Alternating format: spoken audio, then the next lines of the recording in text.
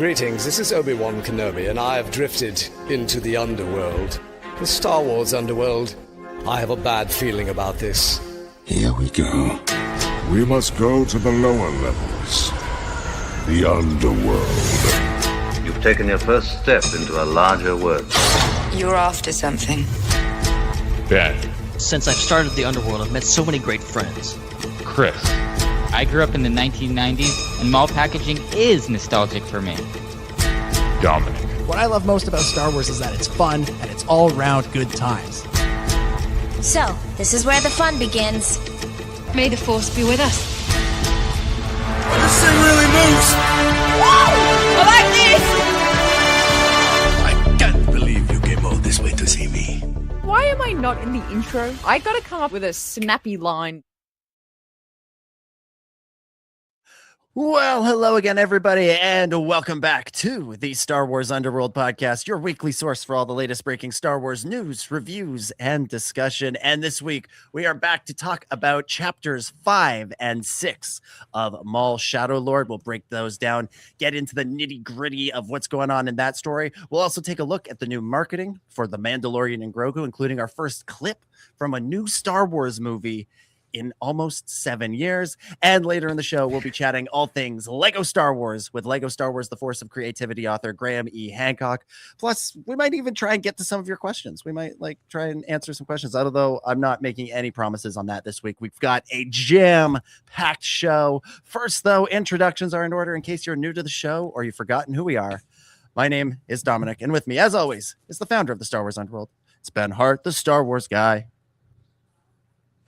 How's it going, everybody? I can't help but be a little honest here tonight, guys, and tell you that I'm actually kind of frustrated. I'm kind of in a weird spot here. Okay, we got a lot of Star Wars things, and we've got this great show, Maul Shadow Lord, that I really just want to obsess over.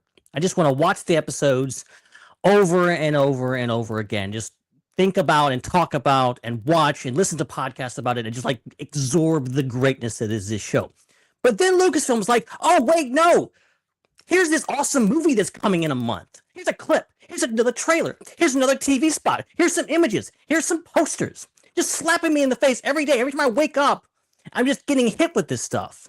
And I want to obsess about this awesome Star Wars thing. And I keep getting reminded that there's another awesome Star Wars thing coming up in less than a month. And it's kind of overwhelming. And it's a lot. I can't believe I'm complaining about too much Star Wars. But this is me complaining about too much Star Wars, okay? It's too much. You know what? Can you have too much of a good thing? That's my question here. We'll find out. No. Yeah, we'll get into that maybe on this episode. Also joining us, we've got the team behind Star Wars Culture Live, starting with Ian Bowling. Ian, welcome to the show. Thank you. I'm excited to be here. And we got Marty Ingleston. Marty, welcome to the show. Hey, thanks for having me. Long-time listener, first-time caller. All right. We're going to get into these two episodes of Maul Shadow Lord in depth in a minute. But before we do that, I want to check in with you guys, Ian and Marty, and sort of take your temperature on where you're at with the show so far. We are now past the halfway point in season 1. How are you feeling about Maul Shadow Lord overall? Ian, start us off. I will say that it started off slower than I wanted it to. It did a little build up thing, but mostly because of the marketing. I saw Inquisitors coming in, flashing lightsabers all over the place. I saw all this action, and it's the Underworld. He's building, I assume, a criminal syndicate, and I was ready for all this action, and then they started off, and it's like a detective, like a crime drama almost, and I was like, all right, I wasn't ready for this. I was ready for lightsabers and blasters and all this crazy stuff, like Inquisitors, all this stuff. But I sat through Andor, and that was a massive payoff. And so I trust it. I trust the process. I trust the animation. Just I kind of just sank into that, and it's just amazing to look at, even if the action is not where I wanted it to be. And then we'll we'll get there into these episodes, but I waited long enough, and it's starting to pay off here. The action is getting to be where I wanted it. It's very satisfying. So I'm all in, and like you said, like I'm all in, excited about this, and then I see this other teaser for literally my favorite show, my favorite character in Star Wars of all time, and then I'm like, well, wait, which one am I supposed to be hyped about right now? What am I doing? Yeah, it is a lot. It is a lot. Marty, what about you? Where are you feeling? How are you feeling about the show so far? I'm kind of loving the pace it's kind of going at. I mean, I will agree, it did kind of start out slow, but you did kind of have to rebuild this world. It's been a while since we've had anything like this, and I would say Clone War style. And you got to rebuild up who Maul is at this point. You got to build up all these new characters before we jump right into this action. But yeah, but I'm digging it. I'm really getting into it. I will say my only setback is, as much as I love the animation, the background painting is a little distracting to me here lately. Like the first couple episodes, like, oh, that's very beautiful. I know that they did basically, the scope, rotoscoping of, they paint the backgrounds and then they put the stuff in the front. But now I'm like, looking at it, I'm like, okay, it just looks like some of it's slabbed on, artwork or something, or concept art, and they just slab it on there. So I'm like, okay, I see where you're going with this style, but it's a little distracting at some moments, in my opinion. Okay, interesting. As you guys have both said, it was kind of like, we almost got like a procedural show for the first two episodes. It was like your classic cop show. But as we will get into, not a lot of cop shows have lightsaber fights on trains, and that's what we have to look forward to talking about tonight. Before we dive into the conversation, as always, want to remind you to subscribe to the Star Wars Underworld on YouTube, Apple Podcasts, Spotify, wherever you get your shows. And if you like what you're hearing, please leave us a review on a platform that lets you do so. If you're listening live, you can super chat with us. That's a way to guarantee your question gets asked during Ask the SWU. And if you are listening live, or you're not listening live and you still want to support the show financially, you can become a channel member. There are no perks. It just makes you feel good on the inside, I think, that's what we're going with. In between shows, keep the conversation going by joining our Discord and follow us on social media. We're at the SWU, and you can also check out some of the other shows on the Star Wars Underworld Network. We've got the Raeside, we've got Ion Cannon, we've got Tales from Beyond the Galaxy, and we've got the Tractor Beam. All right. Let's get into things for this week. We are talking about Maul Shadow Lord, Chapter 5, Inquisition, written by Jennifer Corbett and directed by Saul Ruiz and Tatiana Drury-Carvin, and Chapter 6, Night of the Hunted, written by Nicholas Anastasiou. I hope. My apologies, Nicholas, if I didn't get that right. And directed by Stuart Lee. Ben, as always, give us your opening thoughts on the episode. We're going to throw it to you first. Yeah, I mean, this was, I think, just an amazing kind of like a payoff of what we've been expecting for a while, which is like the Empire to arrive, and the weight of this. You really feel it right off the bat. Just like, okay, this is what Brandon Lawson has been fearing all this time.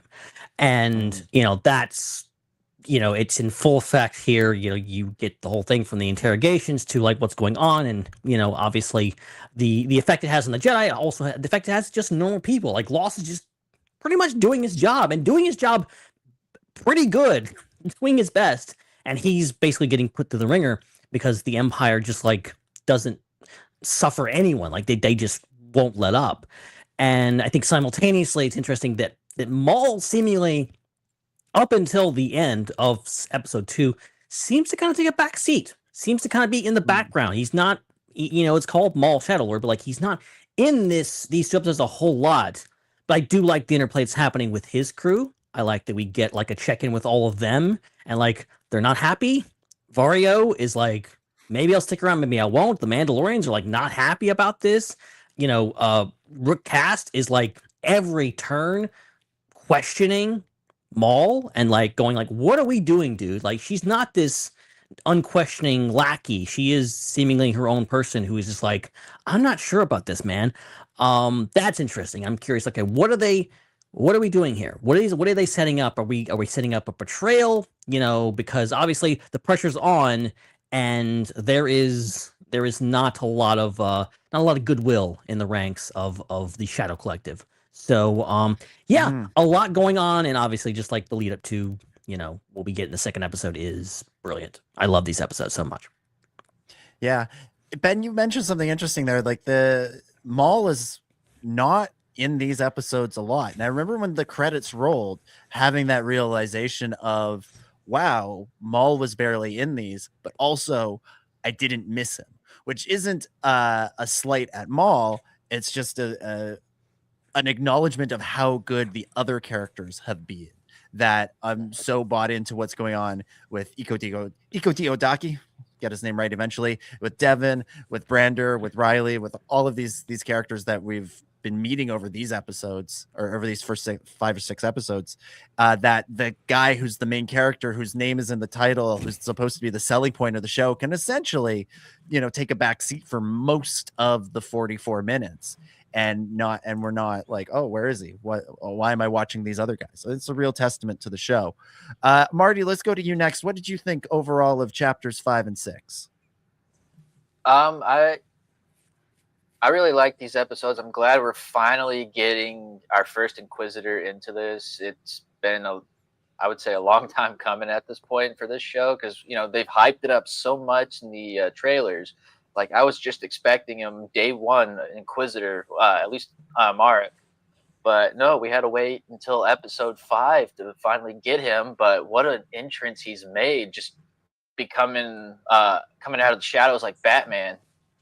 Just no, these were some very good episodes. And as you said, Dom, like, it's good that you could have a show where your title character doesn't have to be in it for it to be good, because you have these other characters that you can depend on to carry the show as well. And I like that a lot. It's something you don't really see a whole lot, because otherwise you'd be thinking, where is this person? I came to see Maul, but no. Mm-hmm. It's like you're so caught up in this story, Maul doesn't even cross your mind, and it didn't cross my mind until, as you said, the credits roll, and I was like, wait a minute. Maul isn't really in this couple episodes, but I didn't really mind, because the story carried, and I really like what we're seeing with Lawson and Devin and Docky, and even Riley. Like, I feel like he's playing more of a role than I expected him to be in.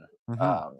And I feel like he might also help be the catalyst, maybe push Devin over to maybe joining Maul, in my opinion. Like, maybe Maul's gonna probably whisper something into Riley's ear, just because Riley doesn't know Maul like Devin does, so he could be spouting all this about the Empire to Riley, and Riley's be like, Devin, you might want to side with this guy. He might be right, Yeah, there's an interesting dynamic now that we've added kind of a third player to that question, because the episode ends with the 3 of them still on that train together, and I could see a version of next week that opens up with them back off on their own separate adventures, but there's also a version that goes full Last Jedi and just picks up right where the previous one left off, and we can continue to see what's going on with the 3 of them there, with Maul and the two kids. What a babysitter there, Maul. He's such a nice guy, Maul. He's looking out for the young right? the young ones, for the next generation. Ian, what are your thoughts on Inquisition and Night of the Hunted? First of all, the name of the episode, Inquisition, I have in my notes here. I was like, if they don't, like, when I clicked play and saw that it was named Inquisition, I was like, if we don't have a freaking Inquisitor in this episode, I will.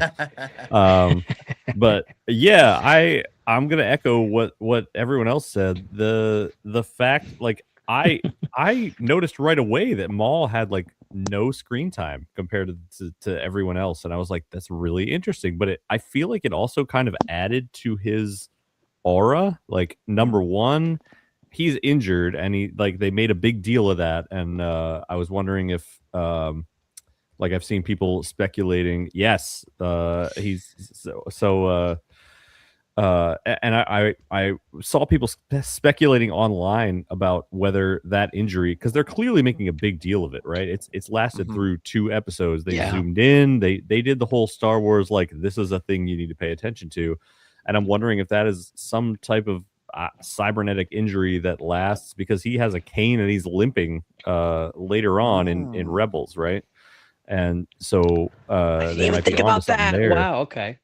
Yeah, me neither. I saw it. I saw some people like posting photos, like he has the hood up and he's like has a cane and he's like, and so I wonder if that's like, I thought that you could just repair metallic legs, right? and they'd be fine. But I guess maybe it's more ingrained than you think. I don't know. Some days I would love to have robot legs. I could just replace them. I know. Well, now I'm not so sure, because if they have injuries that last for decades, I don't know. I need more information.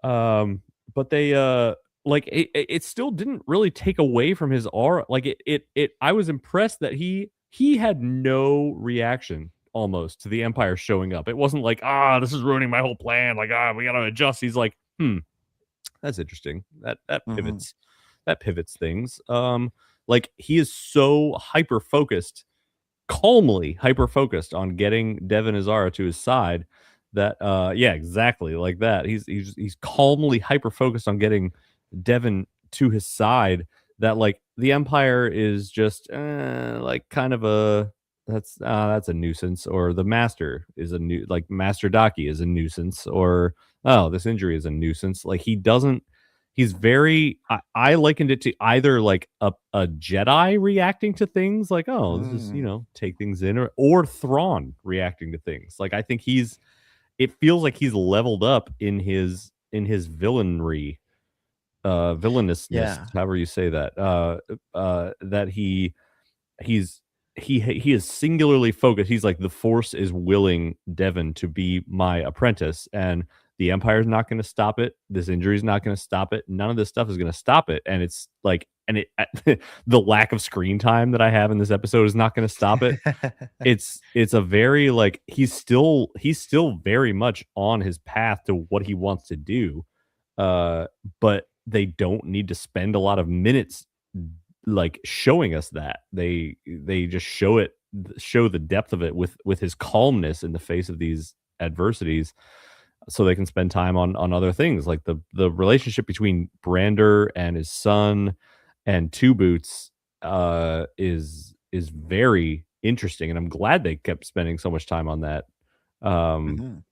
Last thought I'll say is that if Two Boots is not persuaded to hate the Empire by the Empire like interrogating and treating his partner horribly, but he is persuaded to leave and not support the Empire by them asking him to take his freaking boots off, that'll be so upsetting to me. Like, dude, you did not care that they were like torturing your friend and framing your friend with all this stuff, but now that they ask you to take your boots off, you're like, oh yeah, no, this can't stand. Like, how is that your line? I ask you, what's worse, a crime against humanity or a crime against fashion? And obviously for Two Boots, it is a crime against fashion. I think Two Boots should donate his Two Boots to Maul, and Maul can wear those and just up his style just a little bit. Let's stick with Maul for a second here, because one thing I've found fascinating through these first 6 episodes is how it's comparing Maul to Sidious, right? Because Maul is trying to do what he thought he was going to do under his master. He's trying to be Palpatine in a way. He's trying to manipulate situations and grow his power. But what Palpatine has that Maul doesn't have or didn't have is extreme patience. Palpatine was willing to wait for decades and decades and decades. And through the Clone Wars, we saw Maul move carefully. We saw him move methodically, but he wasn't exactly patient. He was really rushing to get the Shadow Collective up. He was really rushing to do things. In these episodes, like you were saying, Ian, he is kind of patient. He's like kind of adaptable for the first time. We see him, he sees the Empire arrive, and he doesn't overreact. I think everybody's initial reaction when the Empire shows up is, let's get the hell out of Dodge. What are we doing here? There's stormtroopers everywhere. This is going to ruin all of our plans. So let's go. And that's what Rook Cass wants to do. That's what the Mandalorians want to do.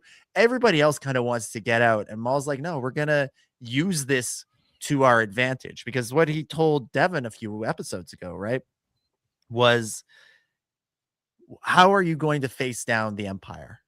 How are you going to be a Jedi? How are you going to face down the Empire if all you can do is run?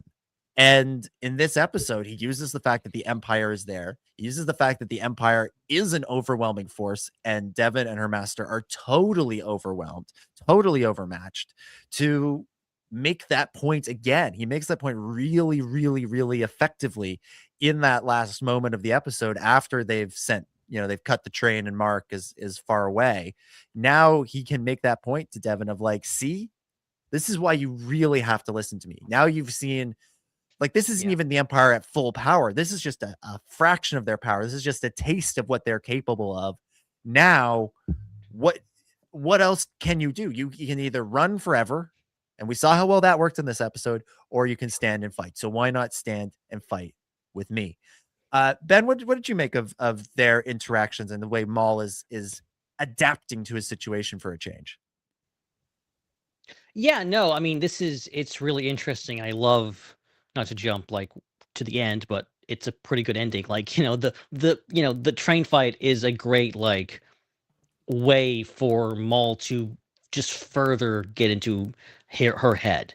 And I think, I love the scene that she has with Diodaki earlier, where he's like straight up calling her out. He's like, your words sound like Maul's. Like, I'm hearing Maul's words coming out of your mouth. He knows the influence that Maul has had on her. And then just to speed up to that and being like, they're in a really desperate situation, and Maul comes to the rescue.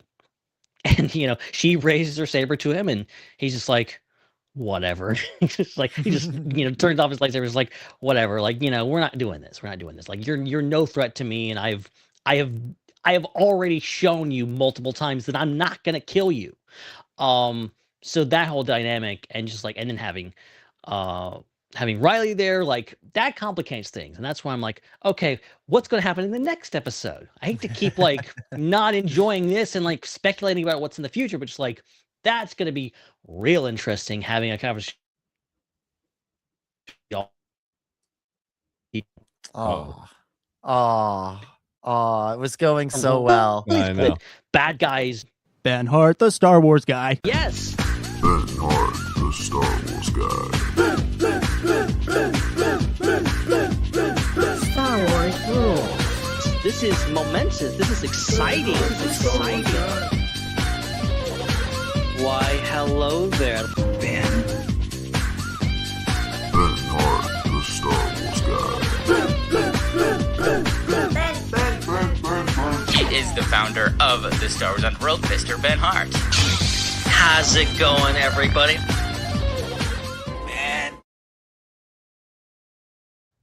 Curse you, internet gods! I think we got what you were saying. You heard? I think we got what you were saying there, Ben, about the way that the dynamic is changing, the way Maul is getting through to Devin. Ian, let's go to you. What have you thought of the way Maul's, I don't even know what the right word is, his tempting, his luring, his invitation to apply to the dark side to Devin has gone across these 6 episodes now?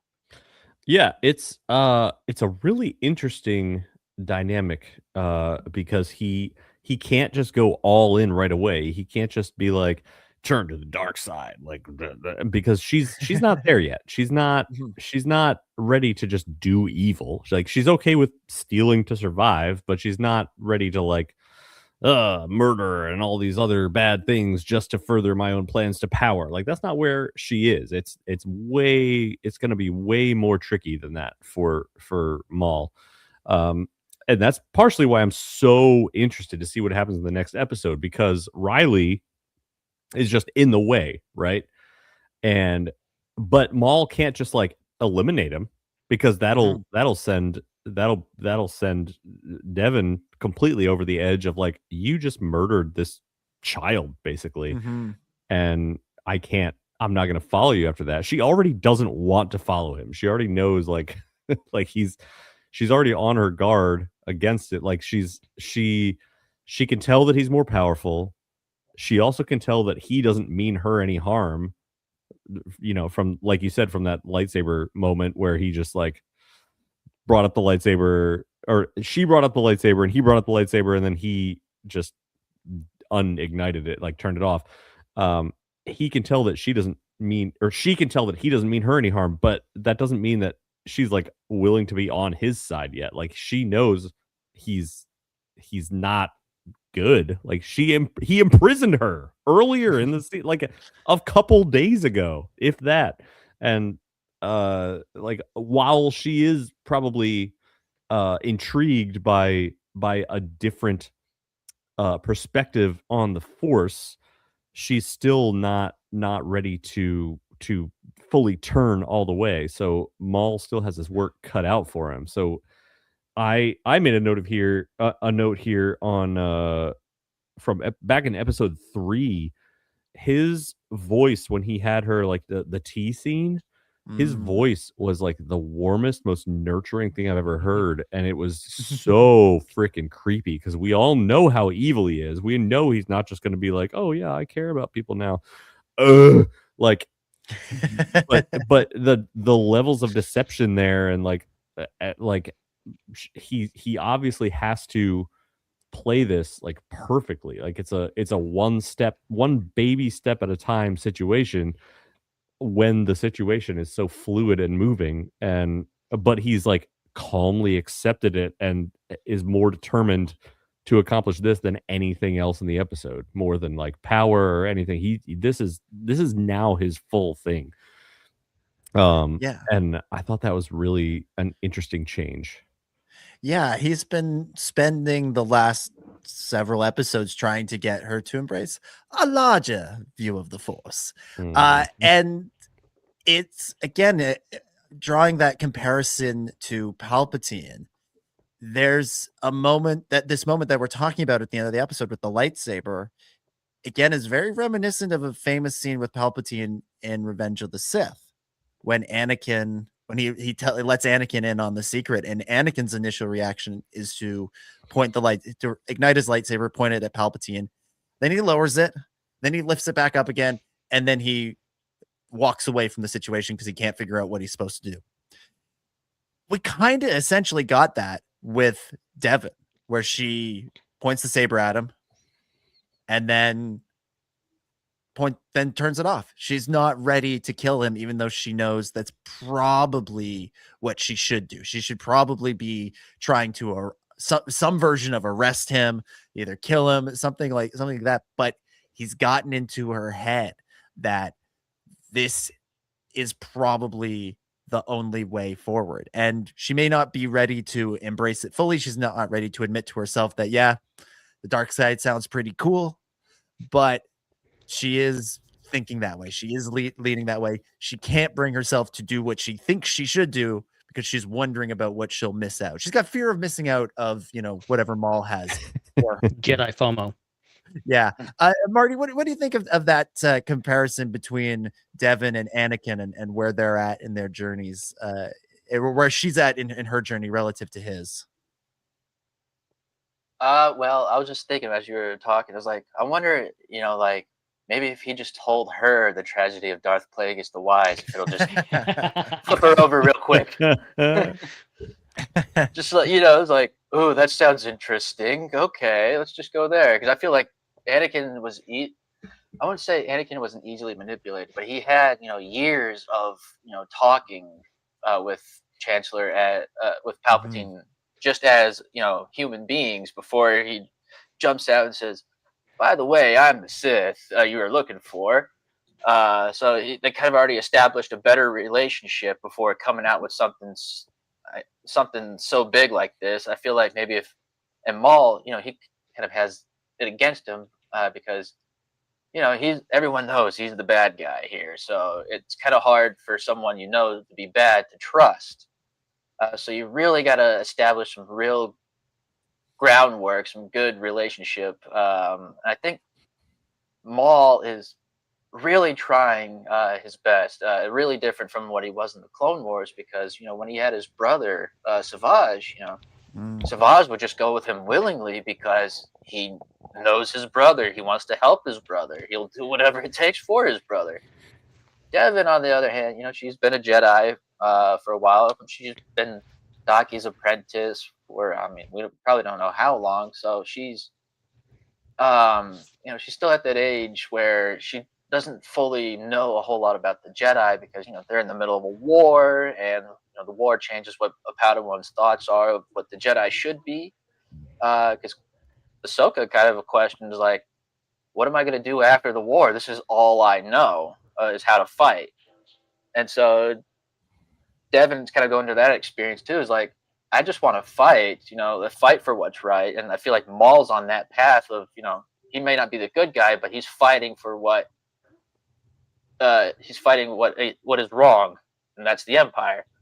So I feel like some more explanation for what the Empire is about. I don't know. I feel like he's got to try a little bit harder than what Palpatine did with Anakin, I guess. Yeah, he is kind of trying to speed run it, right? Yeah, you mentioned Anakin and Palpatine had a decade of friendship, of relationship building, where Palpatine could really get into Anakin's head. Maul has to do that quickly, which is why, when which brings us all the way back to, he has to use the Empire. He has to be adaptable. He has to use their presence as a means to really, really hammer these points home to Devin as quickly as possible, that, this is your only hope. This is your only way forward. Of course, he's wrong, but he needs her to believe that he is her only option, which he seems to be succeeding here 6 episodes into the season. I do feel like, though, sorry, I was saying, I feel like though he is kind of learning from his experience of taking over Mandalore. He put himself on Palpatine's radar, so now he's like, I must think more logically, more clearly before I spring myself upon Palpatine, so he doesn't surprise me like last time.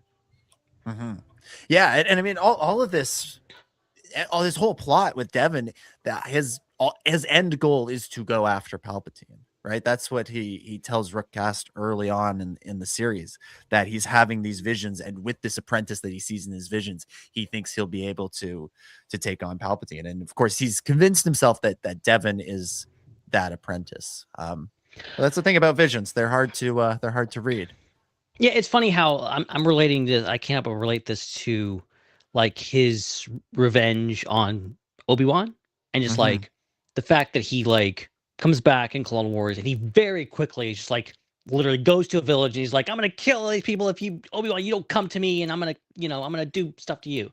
And then he does that, and then of course Obi-Wan gets away, and everything happens. And then from then on, it's a kind of a slow burn to like, okay, I got to do this. I got to take a step back and do this again, but more methodically. And like he literally goes and takes over a planet and creates the Shadow Collective just so he can get a chance at a more methodical way of getting revenge on Kenobi. And of course, I mean, you could make the argument that he did get revenge by killing, Satine. That was a form of that. I think this is like, again, like him being on Mandalore. I think he maybe saw that as like, oh, now I'm gonna, even though he showed up, Palpatine showed up maybe when he least expected. It was maybe Maul thinking like, oh, I got him where I want him now. I can kill my evil dad, and finally get my revenge. And of course that didn't work out. So now I think he's playing the long game again, similarly to kind of come back with something and try to do, in his mind, like, I'm gonna train up Devin to be a Darth, maybe a Darth talent, who knows, and do some revenge and get this stuff and make myself feel better, because Maul will be fine if he manages to kill Sidious. that's how therapy works. He'll be fine after that. He'll be a nice guy after that. It'll be great. It'll be great. We'll get a completely different Maul after that. Yeah, that's how it works. Yep, that's exactly. He definitely that's still exactly it. won't hold on to that rage against Kenobi at all. He'll just No, be like all out the window. Just be like, well, I'm forgetting something. Kenobi. He's just gonna drive it back into into madness as soon as he finds out. Oh, by the way, that Jedi that took my legs. He's still alive. Yeah, exactly. Let's move off of Maul for a bit here. I want to talk. We've mentioned Riley Lawson a lot in passing, but I want to talk a little bit about his journey in this episode, because we see him.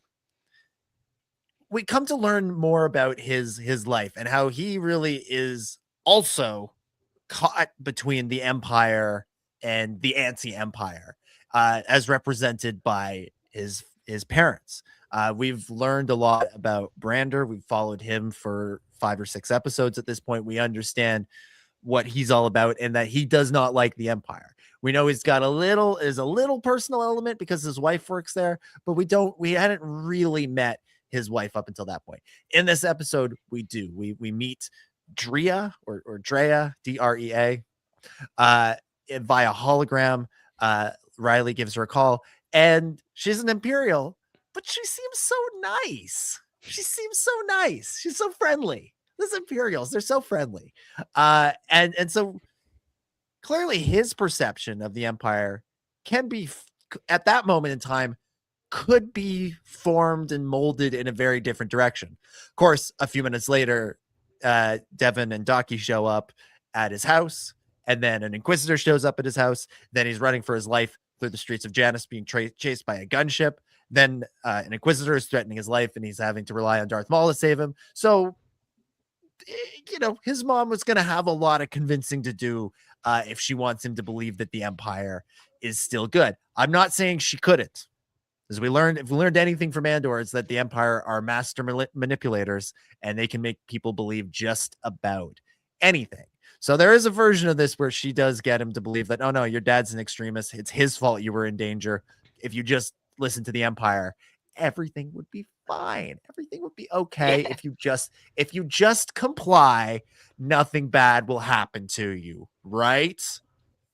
Ben, what do you think of this rock in a hard place thing that they've set up for Riley before even throwing Maul into the equation? Yeah, no, I mean, it is interesting because I think something that Andor gave us that we hadn't seen a whole lot before was just like the general personal everyday view of the Empire, like what an average person thinks about all this. And it's like, I hope in the coming episodes we get more of Riley's point of view, because like I'm like, I was joking earlier, but like seriously though, like Riley doesn't know the difference between probably a red lightsaber and a blue lightsaber. Like he doesn't probably know anything about the Jedi. So, or the Sith for that matter. So like that, that whole thing is just like, that's in the background for him. He's just a kid in this galaxy just doing his thing. Oh yeah, by the way, the Republic turned into an empire a year or so ago. Like that doesn't concern me. I'm just living my life. As we all are. And even when the circumstances are let's just say extenuating, we're just trying to live our lives. And we sometimes don't understand what's going on, and we can't wrap our heads around it. And I think his whole thing, I think, is just like now his whole world has been turned upside down, literally. He's lost his house. He's on the run. To really no faults of his own. Like, he doesn't know what's going on, but to the Empire, he is a traitor. So very curious to see how this all plays out and how like we get Riley's point of view on this, because like as you said, like it could be a earth-shattering moment for him.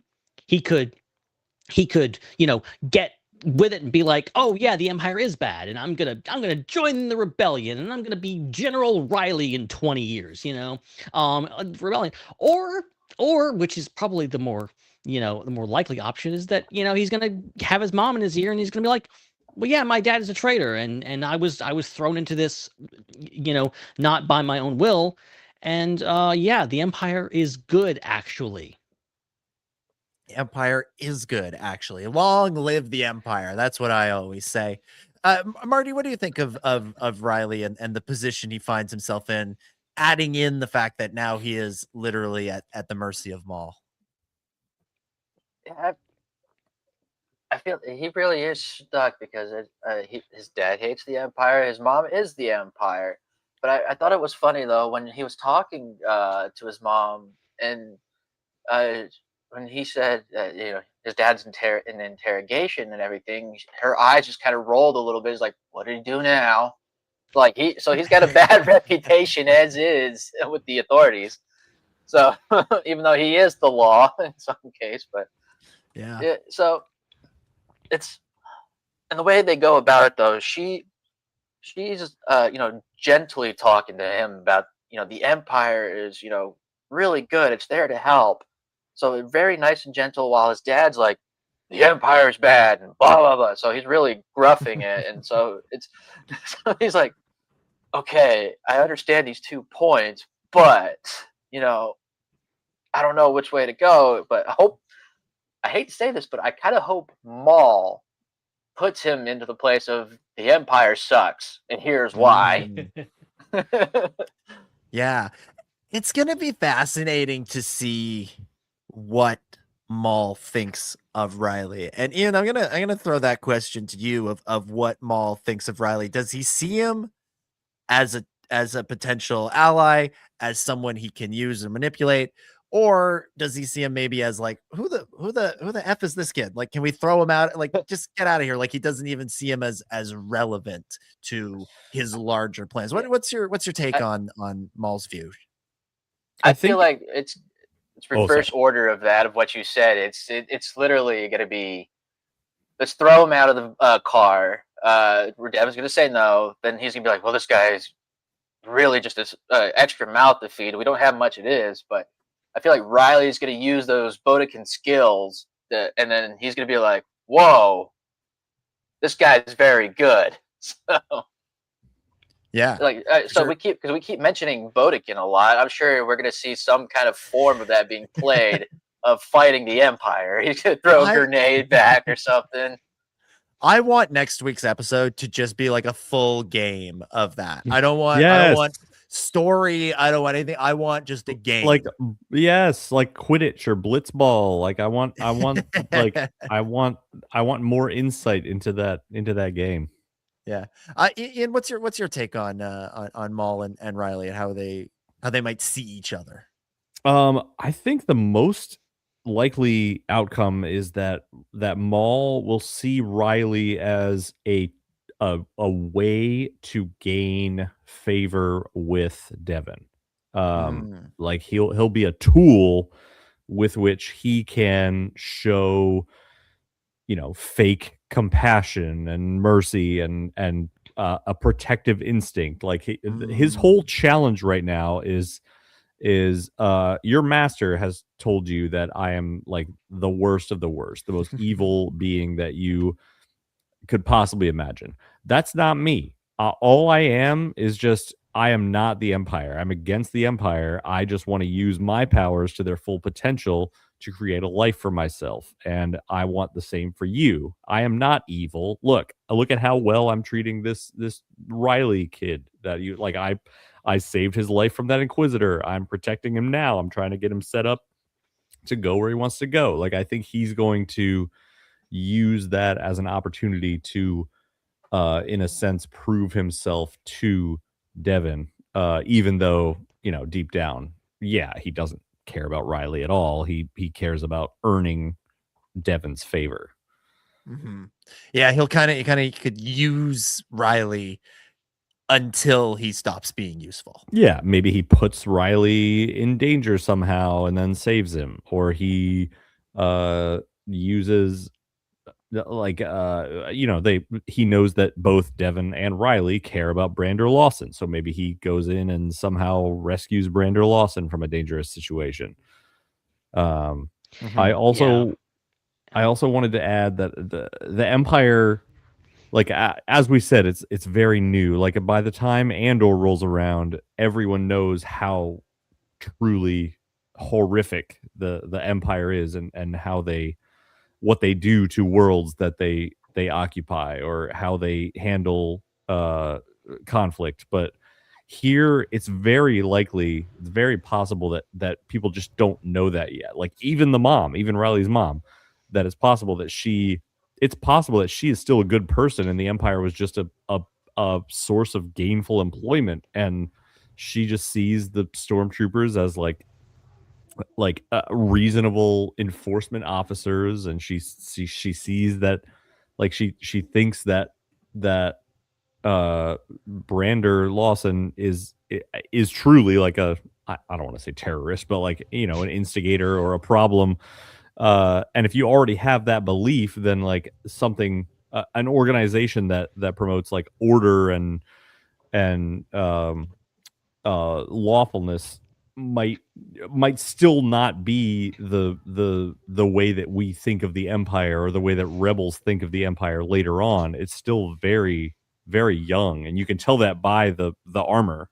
They still don't have the new stormtrooper armor. They still have the one that came right after the Clone Wars. Yeah. That they introduced in Bad Batch. So like or I guess Rebels, but you just, it might not be, the Empire is still in its budding stages, and it's not known yet how truly evil of a dictatorship it is. Mm-hmm. That was something that Bad Batch did really well, where they showed the immediate aftermath of the Clone Wars was people celebrating the Empire. There were parades and people were cheering, and it seemed like a good thing because the war was over. That's what everybody wanted, was the war to be over, and so they were tired of it. And so initially the Empire was greeted as heroes. They were thought of as, Palpatine was a good guy for doing the right thing that the Jedi couldn't do because they were corrupt and evil, and he came in, he cleaned that out, he's reorganized things, so now things will get done. Of course, he drained the swamp. The story. Exactly. Sticking with with the sort of the Imperial presence and the way it affects our characters. One of the most frustrating characters to me on the show, and intentionally frustrating, like I think this is what the showrunners are going for, is Master Ikodio Daki. Because say Two Boots. I mean, we can get to Two Boots in a minute. But Daki, I thought you were going to say Spybot. Oh no, we love Spybot. All hail Spybot. Oh, you're one of those. You're one of the Spybot haters. He's OP. That's it. That's all. I love him. He's so fun, but he's just overpowered. He can't do everything. That's not reasonable. I mean, R2D2 might have a thing or two to say about that, but that's maybe a debate for another day. Daki. I don't think Daki's a bad guy. I don't think he has ill intentions, but he has clearly not grasped what is actually going on, because he is clearly still living in the old world, in the pre-Empire world. And everything he does through the first four or five episodes seems to be, and I've said this before, but it seems to be with the impression that things are going to go back to normal soon. Whatever this is going to pass quickly, and we'll get back to normal, and we'll go back to the Jedi way that's always worked.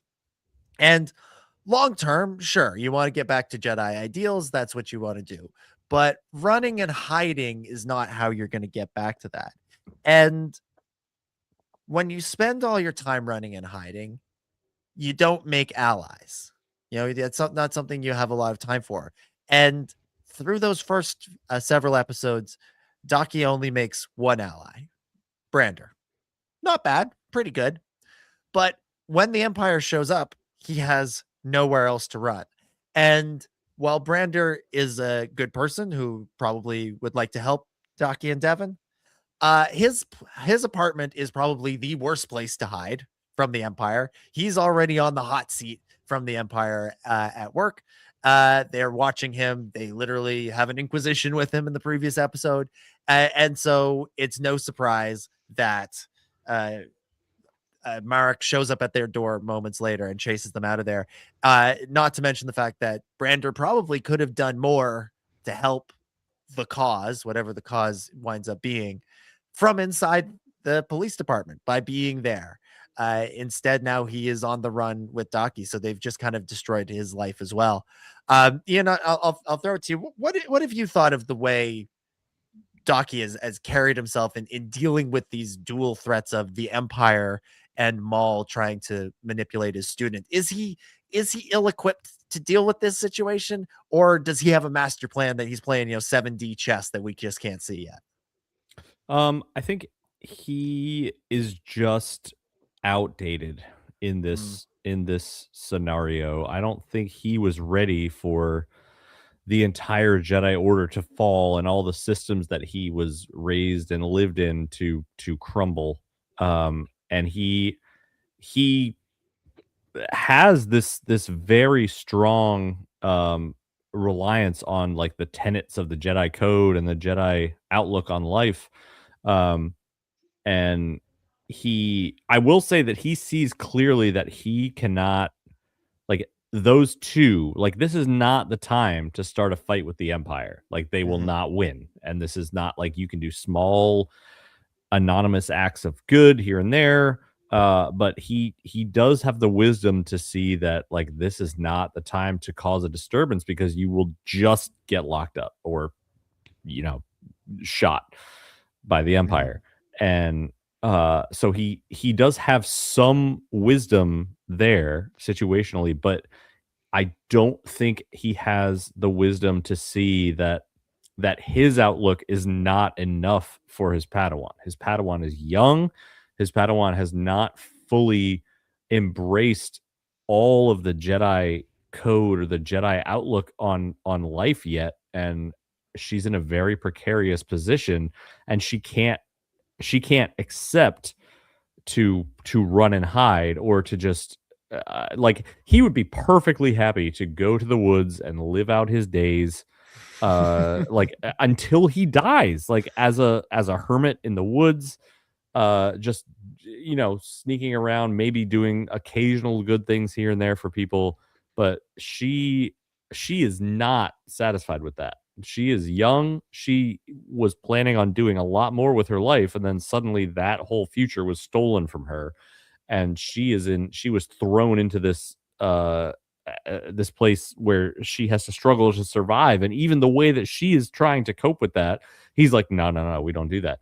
And so he is not, I don't think he's adjusting well. He's adjusting fine for himself, but I don't think he's adjusting enough to teach her how to deal with this new situation or to guide her through this new situation. And to be fair, like these Jedi Masters, they were not expecting this. They don't have a playbook for this.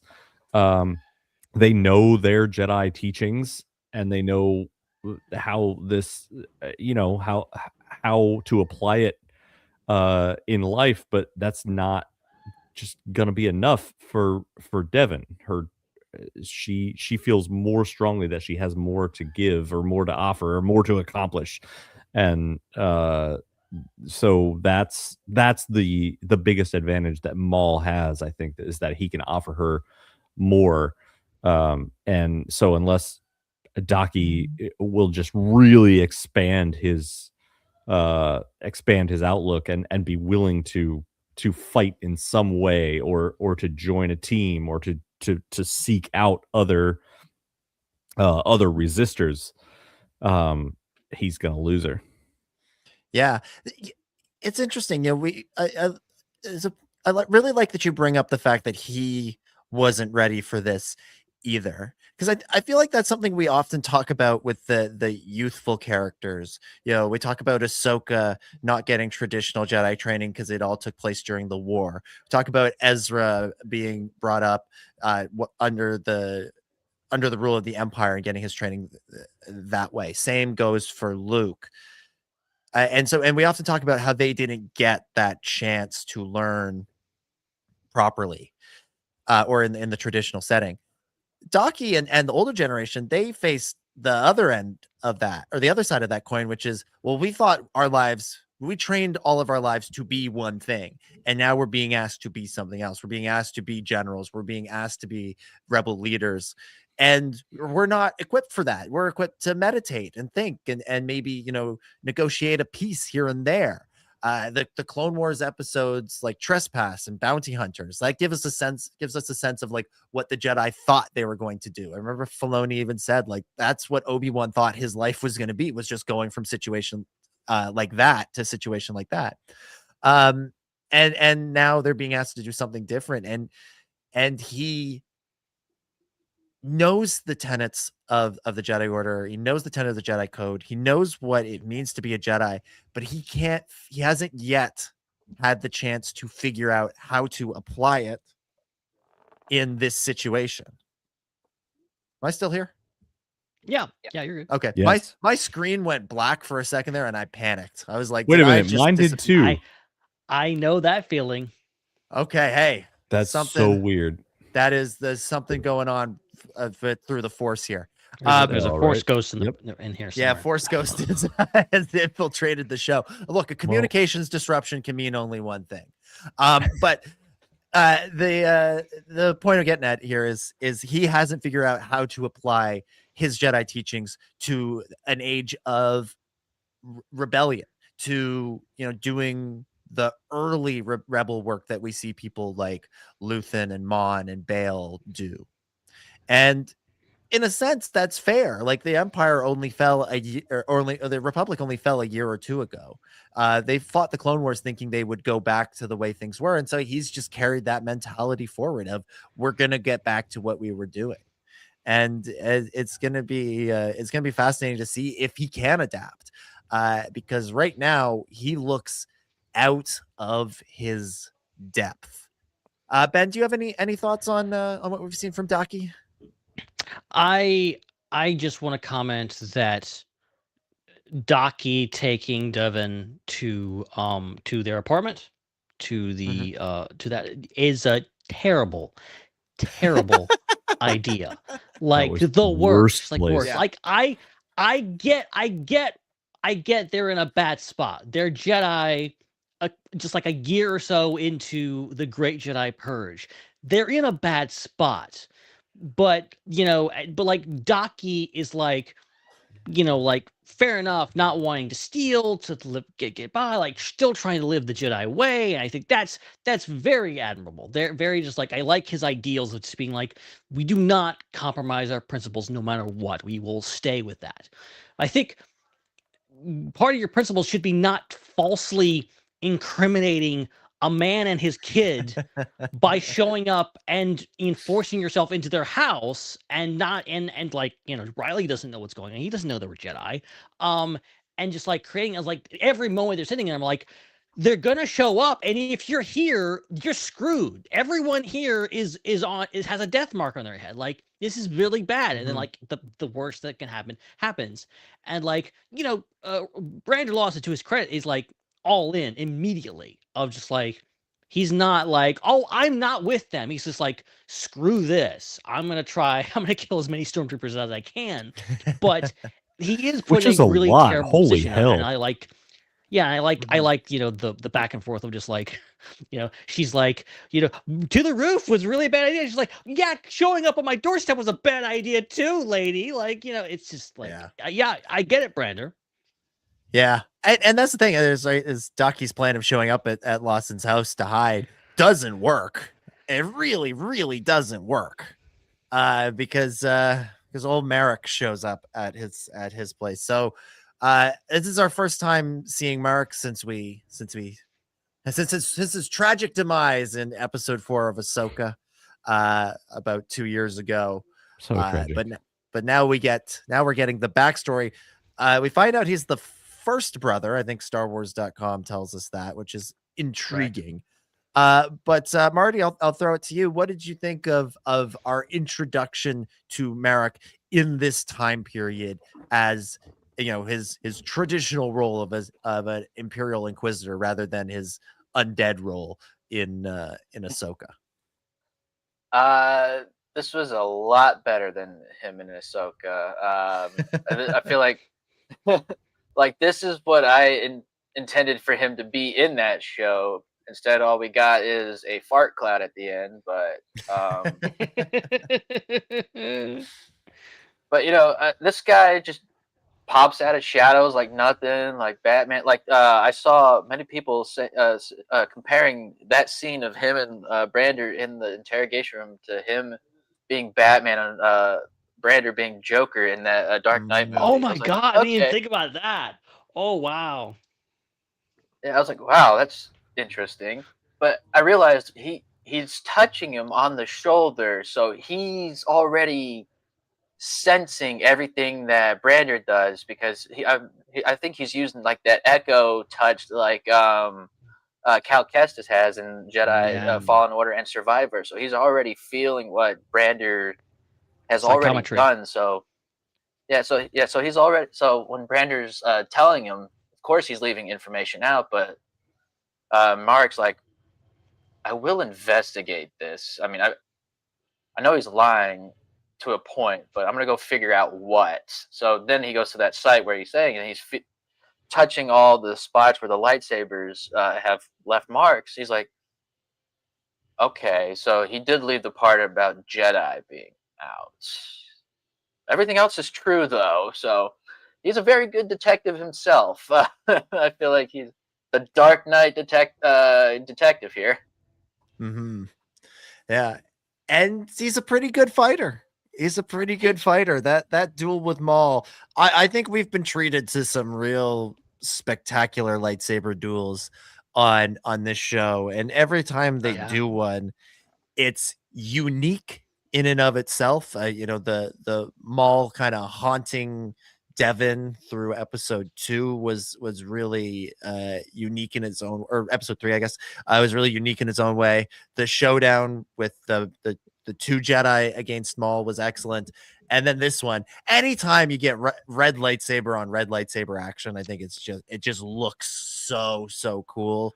And also they put it on a train, which is another way to just make an action scene all the more exciting. Ben, what did you think of the showdown between Maul and Merrick? First of all, trains are cool, and lightsaber fights on trains are extra cool. So yeah, like that was great. Like, and comparing him to like what we previously saw, like Ahsoka. Like I loved Ahsoka. I he's cool in Ahsoka. I don't want to say he's bad in Ahsoka, but just like he's kind of there. He has a couple lightsaber duels, and then he's dead. Like he's kind of a one-note kind of a villain. He's kind of just like kind of a henchman, if you will, a stepping stone, a stumbling block for Ahsoka.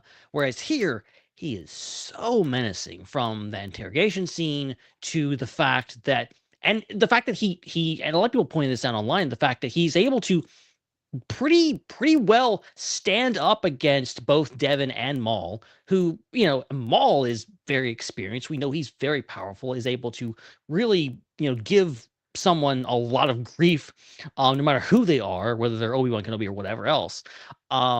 He's able to, like, it's not until like they really start to get towards the end where he pulls out he starts spinning his lightsaber, which like is, to me, is Inquisitor for this is getting out of hand. I'm in deep doo-doo and I gotta pull out the spinning lightsabers. And like I'm desperate and I gotta pull things. And I like that Maul just matches him. He just pulls out the red lightsaber and the double blade, and it's great.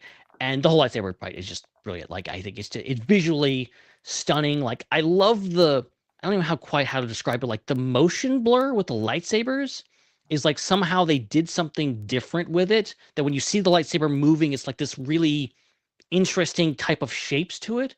I don't quite know how to describe it, honestly. It just looks really cool. It's something we've never really seen with lightsabers, and I think doing it that way, I think makes it look really cool.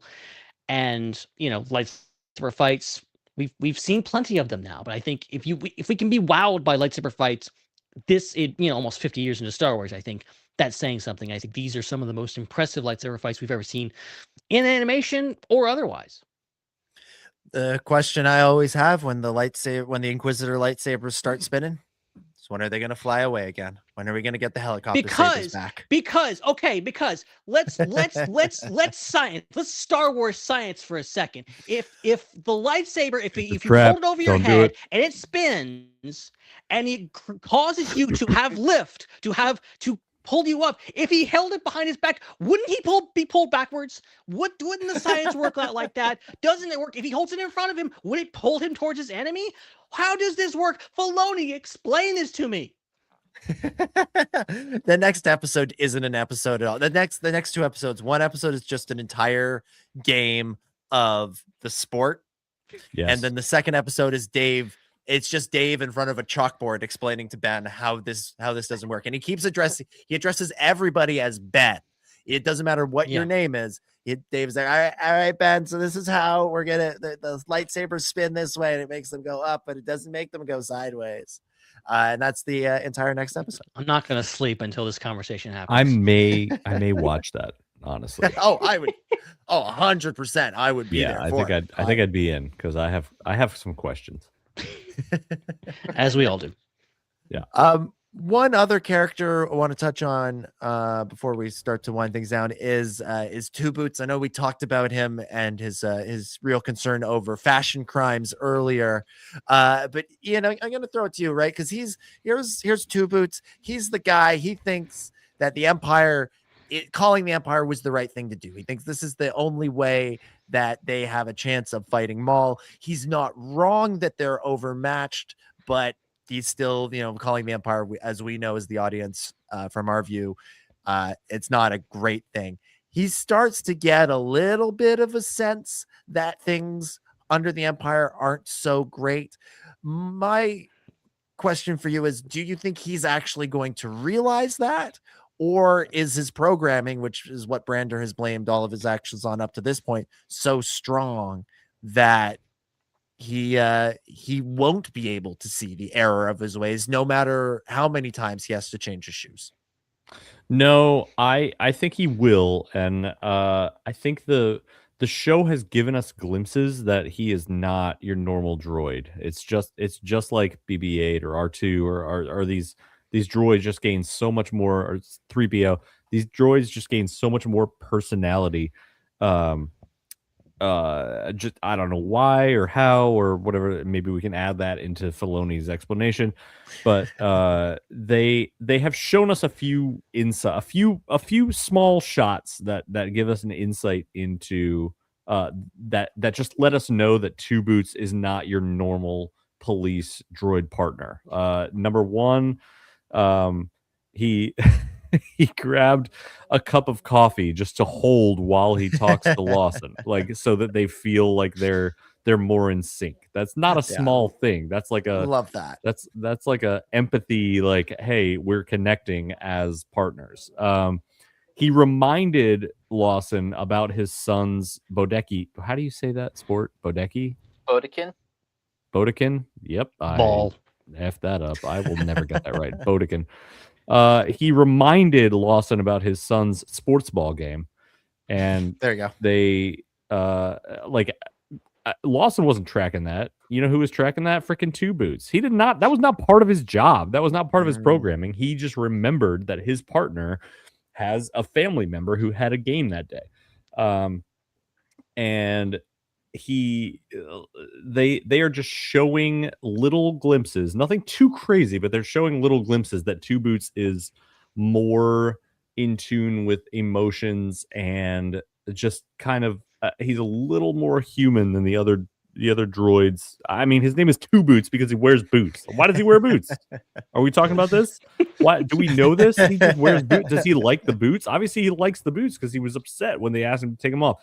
So like, he's different, and I think that's they're showing us glimpses of how he's different and why he's different. Like you could sense awkwardness sometimes when he and Lawson had a disagreement. If it was a robot, just an unthinking, unfeeling robot that made mathematical decisions, you wouldn't feel this awkwardness. It would just be you staring at your computer. But that's not what it was. It was an awkward moment between partners. So there's a personality there that I think they're showing us these glances because they're hinting that like he is going to turn at some point. And I haven't decided yet how tragic this show is going to be at the end. Like, I don't know if this is going to be I watched all of your faces and I saw the same reaction. Like, I don't know if this is going to be a like Two Boots sacrifices himself like K2SO situation. I don't know if this is going to be a Brander Lawson makes does a holdo maneuver with something to stop the Empire from doing something, or to stop Maul from doing something. Like, I can't get a sense of that yet. It's just it's an animated show, but it's just different enough from the other animated shows that I can't see where exactly they're going yet. And so I do think Two Boots is going to turn against the Empire, and he's going to see, like, I did not have all the information. Lawson had the information, but it was wrapped up in like his family stuff, so I didn't calculate it as like meaningful information. I just categorized it as my partner's family, personal issues.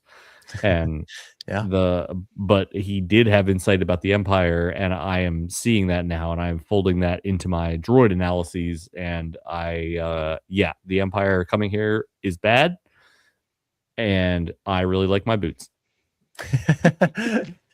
Two things just to add on to your thing about his personality. We saw his like lock screen on his little computer terminal was a picture of him and Brandon. Yes, the same way that Brandon has his family on his screen. And he hid it when they were having a fight, right? Yeah. He didn't want to look at it. And second thing, I have to make a confession here. I knew his name was Two Boots. I didn't realize that it was because he wore fancy boots. I didn't notice his fancy boots until the close-up in this episode when the jerk Imperial said to him, "Change your boots," and I literally had a reaction to that because I did not notice that. I don't know if that's what that says about me. It's literal.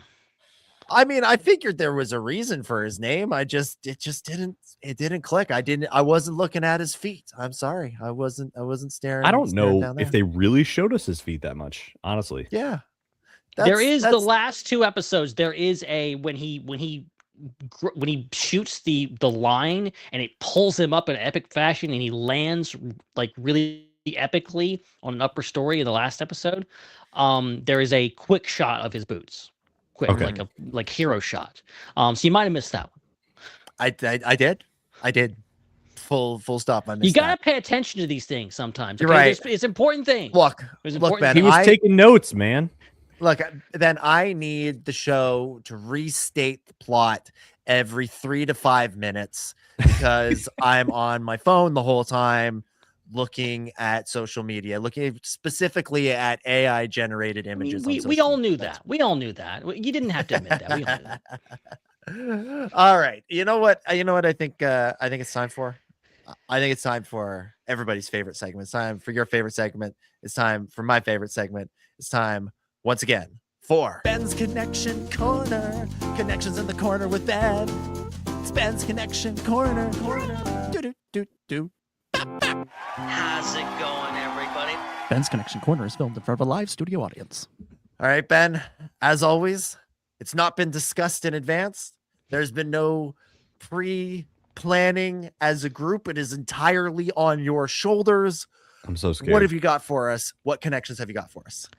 No pressure at all. That just a few hours ago I was like, oh, Ben's Connection Corner is going to suck this week because I didn't find anything.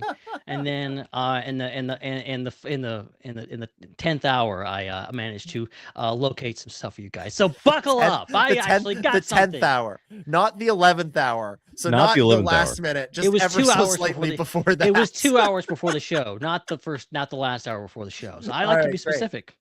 Great. Let's hear it. So some of you may have mentioned this, but Rena Sewell mentions that Janix is now has become a Cahoon's nest. I think that's how you pronounce those things. A Kohun. I'm saying Kahun because that rolls off the tongue better. Ben, Those things. I believe it's pronounced cojones. Continue. Let's go with that. Sorry. So a cojones in Star Wars is is one of those centipede things that Padme almost gets killed by when Zam Wesell sends one of her droids to kill her with those things. They're the big, long, weird, very creepy centipedes with stingers on the back. That is, I believe, a Kahun. I'm sorry, Kahone. This is actually my next one is it's a question for everyone and feel free anyone on the call that wants to answer this, or if we can't come to the bottom of this, I'd love to hear the audience answer this question. Is in this episode we have two characters with double-bladed lightsabers facing off. Is this the first time this has ever happened? I don't recall another instance where we had two characters. We always had one lightsaber, but two characters with two blades facing off against each other, Maul and Merrick.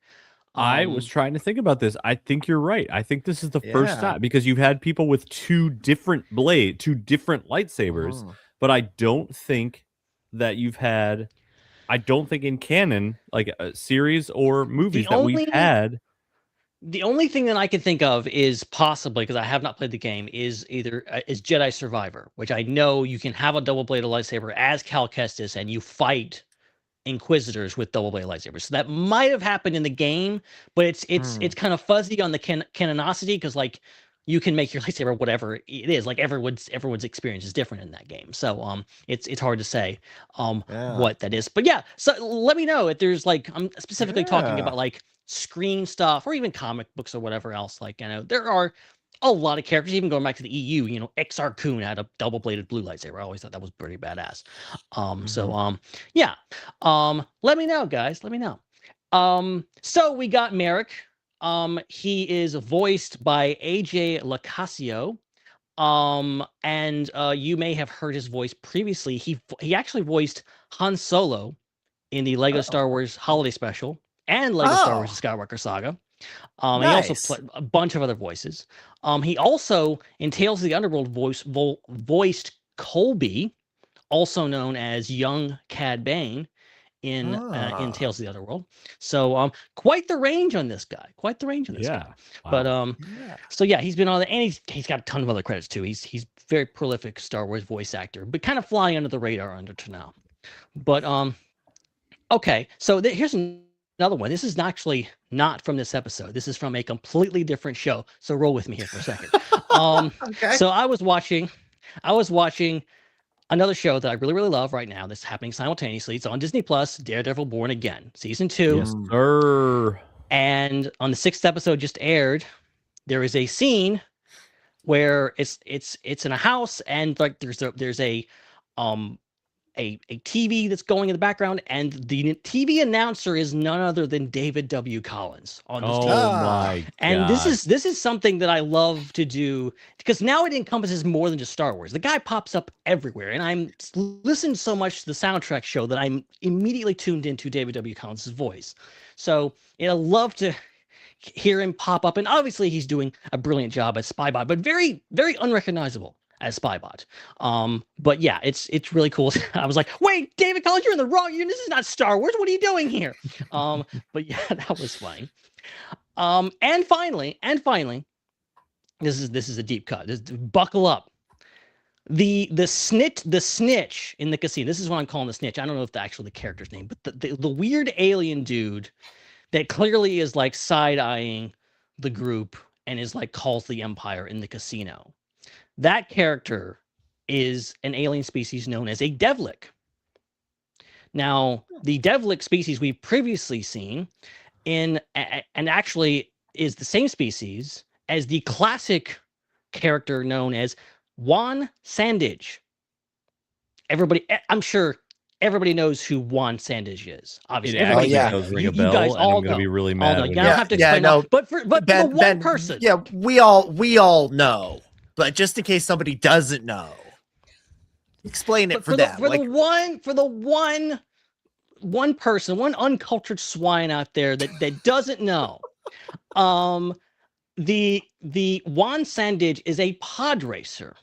That was actually in the Boon to Eve Classic. I don't actually know if you see him on screen, but he is a part of the Boon to Eve Classic in the Phantom Menace. He's making me Google this right now. Hold on. And so the reason I know Juan Sandage, yes, is because you'll see him. You'll see him. You pop up. Instant the reason I know recognize, about yep. Juan Sandage is because I played Star Wars Episode 1 Racer. Yes. Not on the Nintendo 64. I played it on the Game Boy. You see this? Oh my god! Oh wow! Rumble Pack and everything. I still have it. Holy god! Star Wars Episode 1 Racer. And I still have this is my Game Boy Color. This is like at least 30 years old. This is my Game Boy Color, my original Game Boy Color. Does it still work? My mic is doing weird things. Yes, I still have this. And listen to this. Actually, I got to boot this up. You got to hear this. You got to hear this. I'm so ready. The Rumble Pack will not work because I got to put the battery in it. It takes a AAA battery. I don't have that right now. But here we go. And then let's see if we can hear this. Come on. You hear that? Amazing. This is the sound of my childhood. It's beautiful. So yeah, there's your deep cut. Shout out to Juan Sandage and his evil twin in the Maul Shadow Lord. And that is all for this week's episode of Ben's Connection Corner. Wow. Incredible stuff. And that'll do it, as you said, for another edition of Ben's Connection Corner. Connections in the corner with Ben. It's Ben's Connection Corner. Do. How's it going, everybody? Ben's Connection Corner is filmed in front of a live studio audience. Ben, since we're out of the corner, can I also share a connection to another Star Wars show? Well, since if you had said it 30 seconds ago, I would have shot you down. But now that we're out of the corner, feel free to.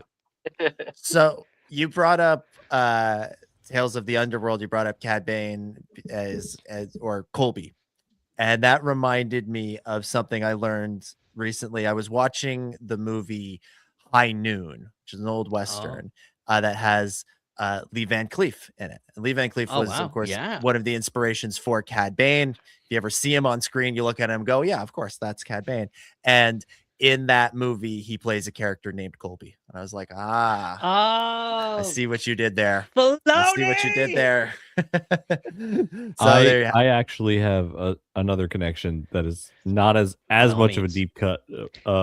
It's not even Star Wars, but do you remember the scene where Spybot was hiding at the top of that pipe?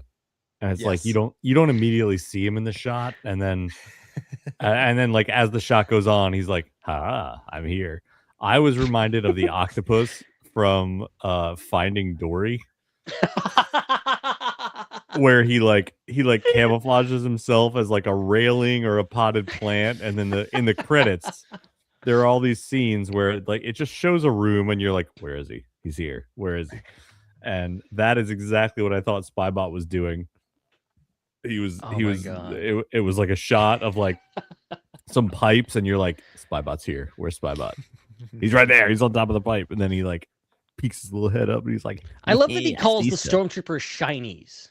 Yeah, he just impy shinies. So many impy shinies. It's so funny. Yeah, I think we should call him I Spy Bot. Yes, we're looking for him in every frame. But oh my god! Someone make a children's book, or not even a children's book.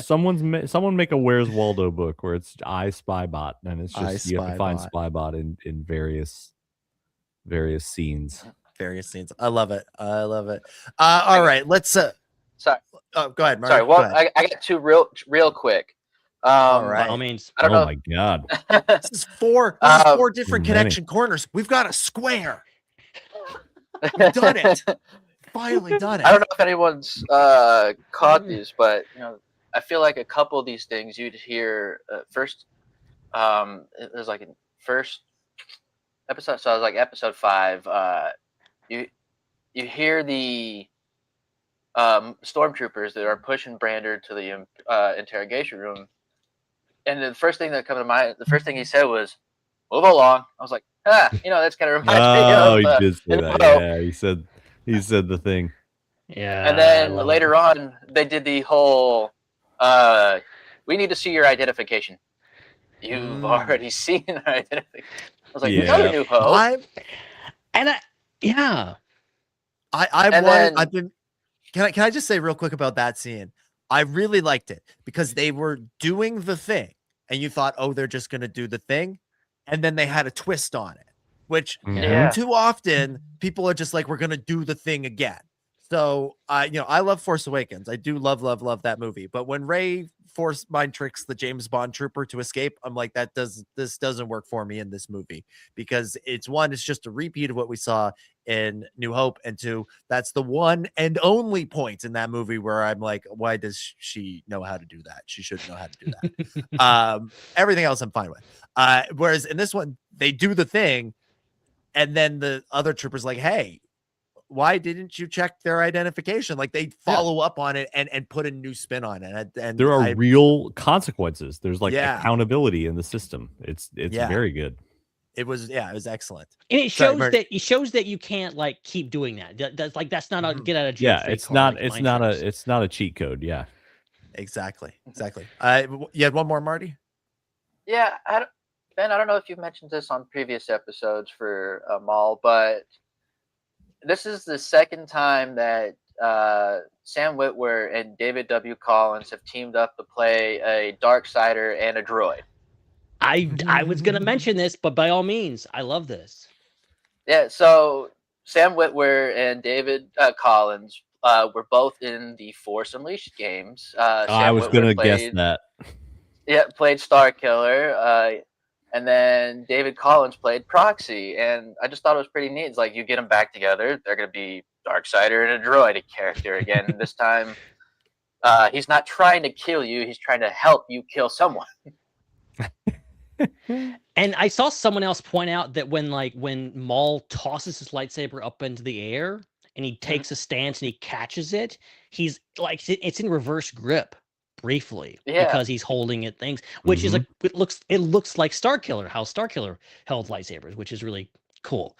I love that, and the fact it just doubles the fact that like David Collins and Sam Witwer are like very good friends in real life. So feels like it was a secret Force Unleashed reunion all along. Yeah. The reason I don't like them referencing Starkiller too directly is because I feel like with every reference that they make to Starkiller, it lessens the chance that he's gonna like appear somewhere, and I really want him to appear somewhere. There was a point where they said that they talked about him appearing as an Inquisitor, which I don't know how I feel about that. I don't know. Yeah, I don't know if I like that one. I feel like I want him to appear in a new canon thing that is just a separate story. I don't know. I haven't thought it out all the way, but I'm not ready for his story to be over. Yeah, he's a tougher one to bring back from a story standpoint, but I imagine they can make it work. They could make it pretty interesting. All right, so let's go around the table one last time, give some final thoughts and scores out of 10 for chapters 5 and 6. And Ben, you thought you were safe because you just did Connection Corner, but then everybody else had connections, so we're going to go right back to you first. Final thoughts, score out of 10, chapters 5 and 6. Plenty of connections to go around. I love it. No, I love these episodes. Like, I think my overall opinion is just like that keeps reeling me in every week with these new episodes. And I think I was just like, first episodes were like the table setting, and I was just like, oh, this is interesting. Second episode, I'm leaning a little bit more forward, and this third week, I'm like a little bit more forward in my seat. I'm just like, I'm right on the edge of being like, okay, all right, you're doing something interesting. And just the general idea of just when you thought you were comfortable with these things, like, the status quo in shows in regards to like every character's got their own thing and everything gets kind of reset, maybe kind of like a sitcom, and being able to upset that status quo and being like, okay, we know for a fact that there's no turning back for Brandon Lawson and Riley. Like there's nothing going to happen. And that always makes me interested to see where it goes, because there's so many shows, even minor shows, Mandalorian, that seem to just want to go back to where they started from and not actually evolve at all. So it's really nice to see the show do something different, and it's like, all right, next week I have no idea what's going to happen because it's getting crazy, and it's beautiful, and it's compelling, and it's rich, and the animation's beautiful, and just everything it's firing on all cylinders, and I can't wait for next week.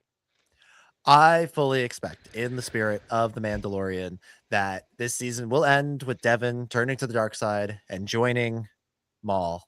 Then, in Tales of the Underworld 2, she will realize the error of her ways and leave Maul, go back to Iko Diodaki, and then season 2 will start with them back together. And if you didn't watch Tales of the Underworld, too bad, so sad, you don't understand. Good luck. Somewhere Filoni is just in the background going like, write that down, write that down, write that down. Marty, over to you. Final thoughts and scores out of 10 for Inquisition and Night of the Hunted. Yeah, this show just keeps me wanting to come back more and more just to see what happens, and I'm really on the edge of my seat of just every moment. Just I want to know more. I hope Devin does turn to the dark side, so everybody season 2 can just be maybe a redemption season, or maybe something else might happen. I don't know, but I don't know. This show's just great. I can't wait for next week, because hopefully the Crow will show up, and I think his mask is pretty cool, and I can't wait to see more about his character before he became one with the Force after his fight with Ahsoka. So.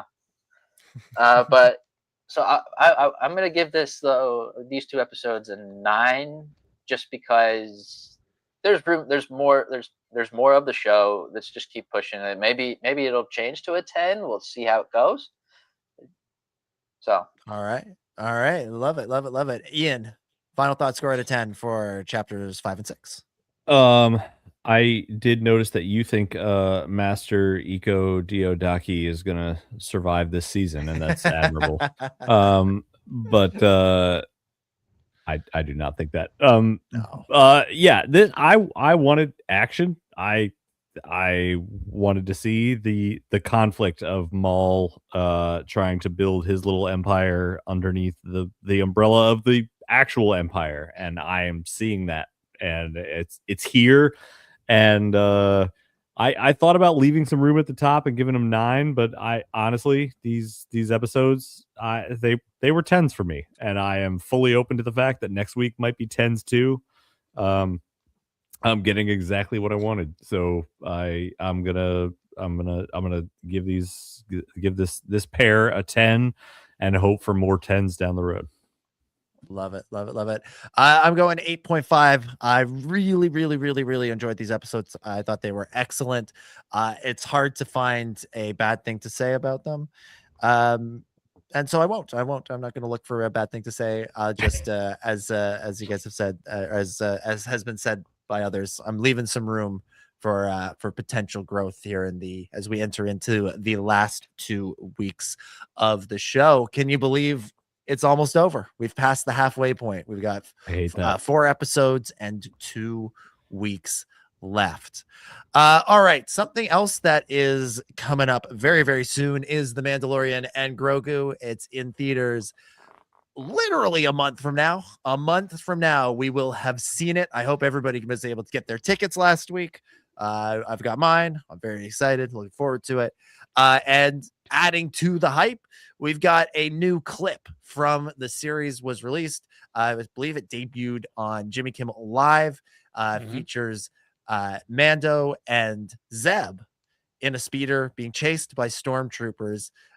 Zeb is shooting at the stormtroopers. Looks like that's Johnny Coyne's Imperial warlord in the front seat next to Din.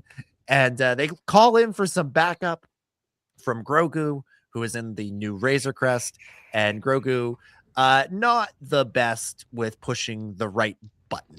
There's some comedy of errors as our little green friend tries to find the right switch and instead finds things like missiles and other blasters.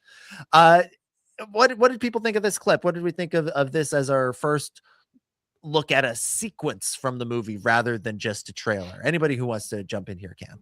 I immediately thought of the scene from Guardians of the Galaxy 2 when when Rocket was trying to explain to Baby Groot the buttons on the detonator. And it was like, no, you don't touch that. No, you flip this, and then you press this. Not this one. I'm going to put tape over there. Do you have duct tape? You have tape? But you know, Baby Groot is trying to learn. He's trying to do his very best, but he's just a baby. And so he just it's just not going the way that. And as a parent of a 1.5-year-old and a 3-year-old who really wishes that they could do some of the things by themselves, I definitely feel for Mando here, especially since Grogu's like 50. Yeah, technically he's the older one. Technically, Right? he should be bossing everybody else around. Marty, Ben, any thoughts on this clip? I'm hooked a little bit. I'm hooked more with this show, with this movie coming out. Like this scene, it was hilarious with Grogu trying to push the button with that Baby Groot moment. But I don't know, just it is kind of visually appealing to me. Like I don't know what it is, but I like it. It's kind of reminds me of the show a little bit more, maybe a little bit more of on a higher budget. I like seeing Zeb. I'm glad we're going to see more of Zeb doing things, except, I mean, besides just sitting at the bar. So that's great. I do love his love his leather jacket on him. I feel like that's probably a good choice for animating. Is that like a Zeb as well. 17XL jacket? What, like, how do you find a jacket that fits him? Right? Yeah, just because he's got all that fur, right? So imagine having to animate that all the time. So I'm glad they put that jacket on him. Yeah, I think they have learned that some of the Rebels costumes do not translate to live action very well. The Ezra costume, when we see the holograms of Iman Esfandi in that costume in Ahsoka season 1, it is painful to look at. So I can only imagine what Zeb's in a live action Zeb in that skin tight body armor would have looked like. I'm glad they went with the leather coat. I think it's a good look on him, and it suits his personality. I think it suits him nicely. Ben, what did you think? No, I think Zeb looks great. He's doing the Zeb thing. He's being a good sport about this, and also just like he doesn't know what he's doing. Like, you know, Zeb's not on board with all this, trusting a baby with his life. So, but like I'm more just like curious, like what is going on in this clip? Like I thought, like usually, generally speaking, like we see all the trailers, I feel like I can kind of get a feel of just like how the movie's going to go. This is just how my brain works. I'm just like, I gotta figure it out. Even though I don't actually want like big spoilers, I still will look into this way too hard. I'm just like, okay, I know there's going to be like an AT-AT scene, and then there's going to be like, you know, a Road to the Hut scene and an arena and stuff like this. And we've seen other images, and we've seen John Coney, you know, him in all his get up. And it's like, now he's here. They've captured him. Maybe, I don't know what's going on. And now Mando is with Zeb on an adventure, and Grogu's back in the ship. I'm like, wait, this is crazy. Like this movie is only supposed to be like an hour and 2 hours and 12 minutes. So like a normal length for a movie, but there's a lot of stuff happening in that 2 hours and 12 minutes. And they got to fit a lot in there. Yeah. Yeah. And that's one thing that we've remarked on throughout the marketing, is that they have not really given us much of a sense of what that story is. So I don't know, if you were lucky enough to score tickets to the 25-minute IMAX preview, maybe you'll come away with a better sense of that. But for the rest of us, we will find out in about a month's time when we see this movie in theaters. All right, in just a moment, we're going to talk with our friend Graham Hancock about all things Lego Star Wars. But before we do that, Ian and Marty, thank you guys so much for being on and talking Maul, talking Mando Grogu with us. If people want to keep up with you, if they want to check out Star Wars Culture Live, what is the best ways they can do that? I mean, you just said it. We are at SW Culture Live almost everywhere. For Facebook, it got a little hairy back then, so we did for all of us. Yep. Yeah, you know the way. We stream normally on episode 9 news page and also on the CultureSlate page. So if you're on Facebook, you can find us there. And then we also have, but we are at SW Culture Live, X, YouTube, Instagram, all that good stuff. And individually, we also like to post a bunch of nerdy stuff as well. We usually tag, if it's Star Wars related, we usually tag at SW Culture Live. But I am at Nerdiest Stepdad, and Marty is at Core World Network, and we both do our own versions of nerdy things that just come to us. So if you would like to, we always love comments or DMs or anything that you think a Star Wars podcaster would find interesting. So yeah, hit us up. Absolutely. Check it out. And thank you both for being on. Thank you for sharing your thoughts with us. And we look forward to talking Star Wars again with you real soon. All right. Let's Oh yeah, absolutely. All right, let's take a journey over to the Lego side of Star Wars and talk with our friend Graham Hancock about all things Lego and Star Wars. Joining me now, he is the editor of Blocks Magazine and the author of Lego Star Wars, The Force of Creativity. Welcome back to the show, Graham E. Hancock. Graham, so good to have you back, man. Oh, thanks so much, Dominic. So pleased to be here again. Yeah, it's been a while since we've done a good Lego Star Wars check-in here. So we figured it's about the right time, especially since you've got a new special edition of Blocks coming out that is focused entirely on Star Wars. Tell us about it. Well, I was like, what excuse can I have to talk to Dominic on Star Wars Underworld? I'm going to make a special Lego Star Wars magazine so we can have a chat.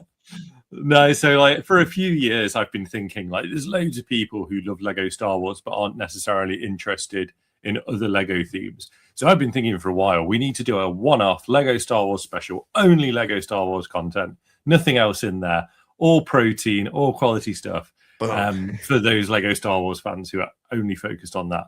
And this year with Mandalorian and Grogu coming out, I was like, right, it's happening. It's got to happen this year. Let's do it. And we've had so much fun putting this one together. We've got like because it's for like Lego fans who love Star Wars and Star Wars fans who kind of dabble in a bit of Lego or have a lot of Lego or, you know, whatever, wherever they are on that spectrum, we've been able to kind of balance the content between talking to like Star Wars talent, to Lego professionals and creatives, and really have a nice balanced mix of all the good stuff in this one. Fantastic. So this is all new content. Or is this a collection of previous Blocks articles? This is collected from previous issues of Blocks magazine. So if you're already a Blocks subscriber, maybe you don't need this one. But for anyone who doesn't have like an extensive Blocks magazine back catalogue, then it's going to be new to you. So yeah, all collected from previous issues, except for a new interview with Ashley Eckstein that's exclusive to this special one-off magazine. I mean, who doesn't want to hear from Ashley Eckstein at any point, always? It's such a good interview because I was thinking, like, who can we get who's kind of connected to Lego and kind of really understands it in a really special way? And Ashley went out at San Diego Comic-Con in a Lego dress made of 100,000 bricks. I was like, well, she's got a story to tell. So she talks to us all about that. She talks about how she was cast as Ahsoka Tano in the first place, talks about her reflections on interacting with the fandom and launching her universe and everything. And yeah, it's a really, really nice, interesting interview with her. Yeah, that Lego dress, if folks haven't seen it, they need to look that up because that thing was just incredible. And it was kind of one of the things that launched the Her Universe fashion show and everything. It was just amazing stuff. Besides Ashley, what would you say is your highlight from this issue? Oh man, it's so hard to choose because literally, like, I was going through these old issues of Blocks magazine and thinking, oh, we've done some stuff. Like there's things that I'd almost forgotten about, and rediscovering them and kind of jazzing them up a bit. Like I was a bit George Lucas special edition vibes sometimes, where I was like, why on earth did we like fixing things and rewriting things a little bit and tweaking it here and there? But we've got a really nice interview with Anthony Daniels, because he's someone else who you wouldn't necessarily assume this, but he really loves Lego Star Wars. Like the animated specials and things that he's been a part of really mean a lot to him. So we've got a great interview where he talks about that, but he also talks about his career as the only actor who's been, in all 9 core Star Wars films. And we illustrate it with one vignette per film that shows C-3PO in action built from Lego pieces. So it's really nice that you get to kind of read his reflections whilst looking at these unique bespoke models of C-3PO's escapades throughout the saga. That's fantastic. Yeah, those early Lego specials really were kind of C-3PO vehicles. They were really like the Anthony Daniels show, which is fantastic. It's fantastic. Awesome. So when does this issue come out? When is it available? It is available now at blocksmag.com. It's going to be in Barnes & Noble and other select retailers in May. But the easiest way to get it, the most straightforward way that doesn't involve hunting it down, is just to go over to the website and order yourself a copy. It's 132 pages long, so it's basically a book. Like, we've packed this thing. It's I'm pretty sure word count wise, it's not far off the force of creativity. So it's a nice volume to add to your Star Wars bookshelf. Oh, fantastic. Yeah, I definitely look at. I'm on the website now. I'm looking at how much it would cost to send one of these to Canada. We'll sort you out, Dominic. You don't need to go through the website. All right. Well, I appreciate that. Let's keep talking Lego Star Wars. We'll put the magazine down for a second. Although I don't think we ever really put the magazine down when it comes to Lego and Star Wars. It's got a space in my head that it literally never leaves. I'm pretty sure when I'm asleep, I'm editing the magazine in my subconscious. And nor should it. Let's talk a little bit about what's been going on with Lego Star Wars, because it's an interesting time right now with some new, intriguing and exciting things that are happening. The year kicked off like 2026, the first big Star Wars and Lego announcement, I think, for both companies was the Smart Play brick, which is a new. I struggle to even describe what it is. I'm going to let you describe it in a minute, but it was announced at the beginning of the year. They dragged Dave Filoni out there to announce it. They've gotten Mark Hamill involved in this as well more recently. This is obviously a big deal that for Lego, and Star Wars has bought into it in a big way. For folks who haven't been paying attention or who are like me and are maybe a little bit unsure of what exactly it is, can you explain what the Smart Brick, what the idea behind the Smart Brick is and how it works? Yeah, so what the Lego Group have said kind of definitively is that they wanted to encourage children to play with their Lego sets, that they wanted to make sure that children were playing with these Lego sets after they finished building them. And the bit that the Lego Group have not said, but I'm kind of reading between the lines, is that children are aging out of toys earlier than ever before and switching over to focusing on screen-based activities. So I suspect that what the Lego Group might have found, and again, they've not published any research on this, but I'm wondering if they realize that children are building Lego sets today, putting them on a shelf like a Funko Pop and not swooshing them around the room and everything. So the purpose of the Smart Brick is to encourage children to play more. And I suspect it relates to the fact that, children need something to kind of give them the impetus to grab that thing and start playing with it. But the technology itself then that they developed to do that is the Smart Brick. And it's just the same size as a normal Lego brick, slightly taller. And it interacts with smart tags and smart minifigures. So let's grab the Millennium Falcon. All right. So we've got our Lego Smart Play Millennium Falcon here. Mm-hmm. You get your Smart Brick and you put it in the cockpit of the Millennium Falcon. And now it's going to have lights and sounds that are relevant to the Millennium Falcon. Okay. All right. There's like a little button on the side that's helping to activate some of it. Yeah. Yeah. Okay. So that fires the cannon. And there's different places in the Falcon that you can put this brick. Any place where there's a red smart tag, you can put the brick. Oh, I'm just pulling bits off it here. It's It's battle damaged Millennium Falcon now. There we go. Yeah, it's at the end of the Battle of Endor. Lando's just flown it out of the second Death Star. So at the back here, of course, we've got you got the hyperdrive that you can activate, and it's going to light up and make different sounds. So the kind of point is that depending where you put the smart brick in the set, it's going to respond differently.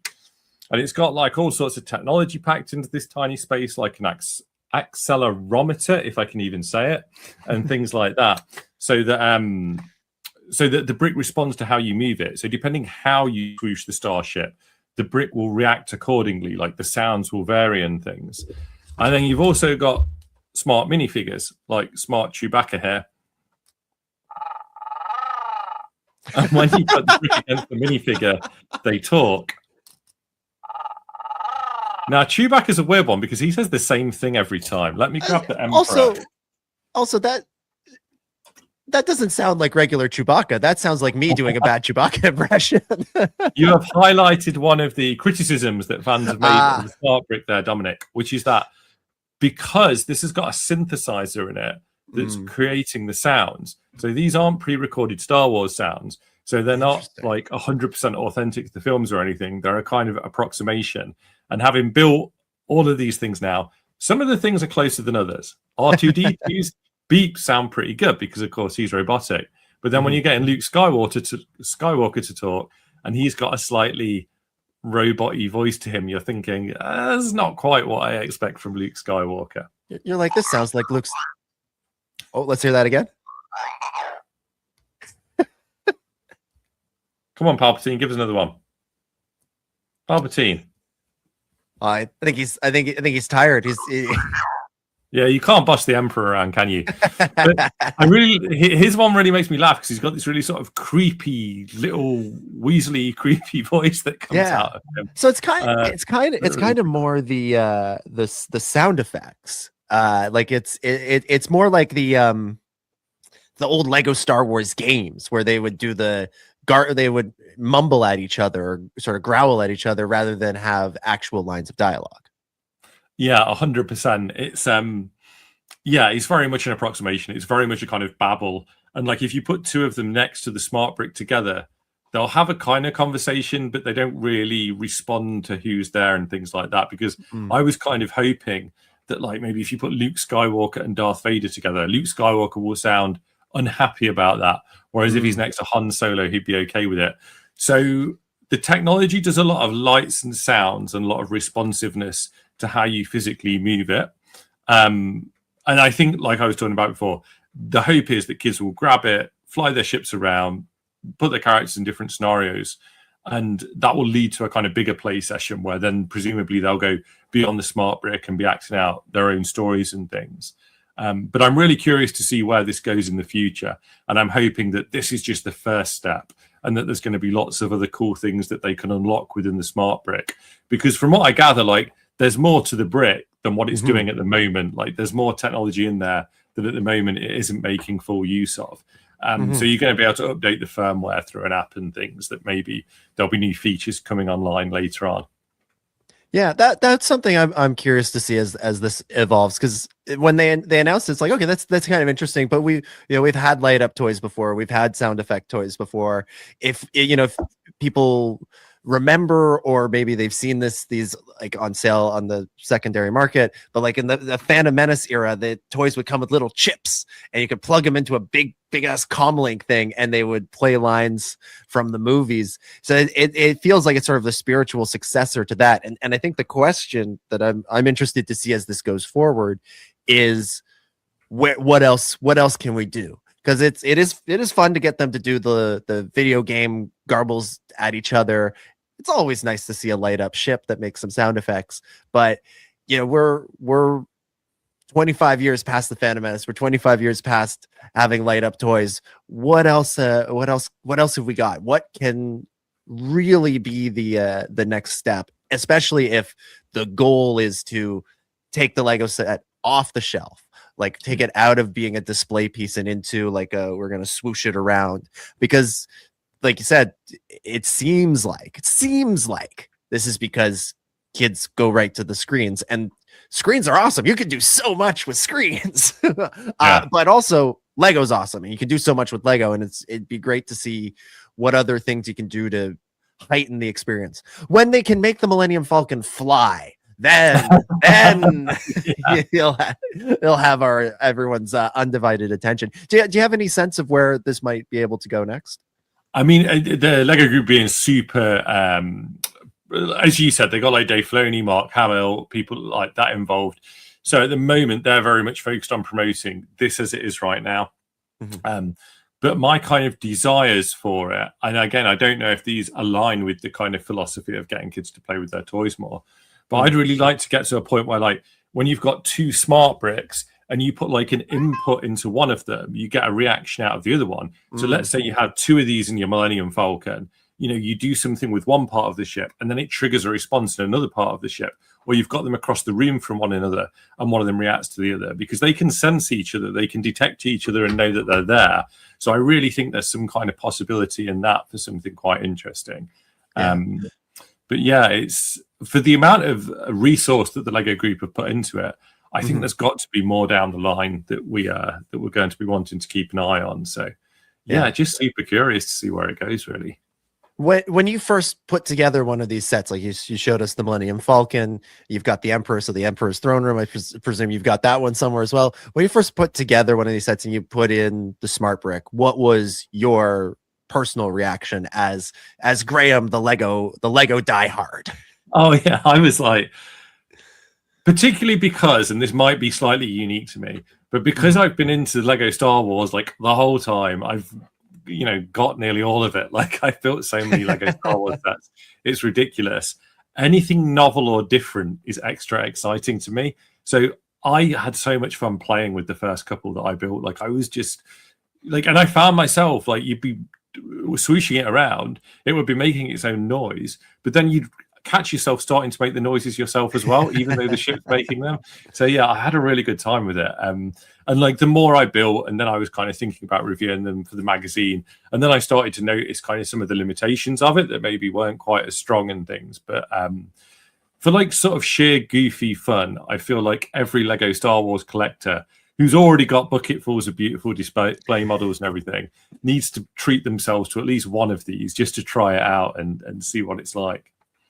Yeah, I mean, and it is, like you said, you find yourself making the swooshing noise. It's the same thing, I think, with any of these products for any line of Star Wars toys, where when that sound effect comes in, because like, I don't know about you, I grew up with a plastic lightsaber that didn't go vroom vroom. I had to make it go vroom vroom myself. And so like, now when you pick up those ones where you press the button and it lights up beautifully and it's got the sound effects and you can twirl it and make all sorts of crazy TikTok videos with it. It's this like whole otherworldly experience. So it's pretty interesting. I definitely would love to see one of these in person, and very curious to see what becomes of it, because it's an interesting evolution. Yeah, and something that will be good to know for people actually is that most of the Lego stores have got like demo stations where they've got some of these sets ready and they'll show you how they work and everything. So that's a really good way to try them out before committing to buying them, because they're not cheap. Like, they cost a little bit of money, so you might want to go and see what they do in person before you actually pick one up. Yeah, and the other thing I think people should be wary of, and correct me if I'm wrong, there are some sets that are sort of smart brick capable, but they don't come with the brick itself. So you might see all of the smart play branding all over it. And then in the little corner, smart brick sold separately. The classic thing we grew up with in TV commercials for toys. Yeah, Luke's X-Wing, Emperor's Throne Room, and Darth Vader's TIE Fighter come with the brick, and the rest of them are compatible once you've already got the brick. Can you buy the brick separately? Can you just like walk into the Lego store and be like, one smart brick, please? You cannot, which is a real shame, because I think, like, I was saying to the guys who developed this, wouldn't it be amazing if everyone who went into the Lego store got given one of these bricks? Yeah. And could leave with now it, we're talking. play with it and experiment with it. That would be fabulous.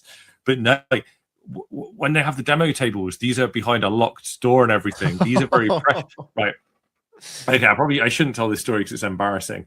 But I went into one Lego store and they'd built a life-size lightsaber and put the lightsaber smart tag on the side of it. So you could wave this Lego lightsaber around and it would make the swooshing noises. And the guy said to me when he handed it to me, give it a tap on your hand to get a reaction out of the brick, because obviously it responds to how you're moving. And I was like, yeah. But I was all kind of excited and hopped up. So I was like waving it around. And I forgot that it was made of Lego. And I just smacked it on my hand way too hard. And the bricks went flying everywhere. So I smashed this lightsaber in the middle of the Lego store. And but the only piece that they kind of hurried to pick up was the smart brick. And before I knew it, the smart brick was tucked away back in its case, locked away without Graham being allowed anywhere near it, because he knows where it's going to end up. The next time you went in there was an armed guard to keep you away from it. I did repair the lightsaber, though. I did stand there and fix it because, I felt too guilty to leave them with a shattered model. I mean, I think every Lego fan can relate to, at some point you've picked up something or you put it down on the edge of the table and it falls down and you forget what it is. Or even when you're building it, this is the one that drives me insane, when you're building it and you're trying to get the piece in the right place and you put too much pressure and all the pieces go everywhere in a million directions. I think I wouldn't feel too bad about smashing that Lego lightsaber. I think we've all been there, all experienced that at least once. Thank you for opening up about that, such a traumatic experience with the lightsaber. But thanks for giving us the overview of the smart play, because it's a new thing, and anytime there's something new, there's a learning curve for everybody involved. They've got to figure out how to explain it to us. We got to figure out what it is, and then they also got to figure out what the capabilities are of it. And that's something I guess we'll be watching in the years and months and weeks and days to come. Let's shift gears to something else that is new and exciting, and that is, of course, The Mandalorian and Grogu. We can now say it comes out next month. We're in that phase where we can say a new Star Wars movie is coming out next month. For everybody who's watching, they can see just behind your shoulder there, you've got a couple of the Mandalorian and Grogu Lego sets. What have you thought of what we've seen from those? Have you had a chance to build those ones, or are they still in the box there? These boxes literally turned up with me a few days ago. We're very fortunate in that the Lego group send us things a little bit early sometimes, so we can get them in the magazine ASAP. So over the next few days, I'm going to be doing some speed building of Star Wars Mando and Grogu sets so we can meet the deadline for the next issue. But that's the nicest kind of deadline, right? Having to build new movie sets for Lego Star Wars. Like, there's nothing better than new movie sets. They're so much more exciting than just a regular wave of sets. So yeah, the ones that I'm really keen on, that I think look really cool.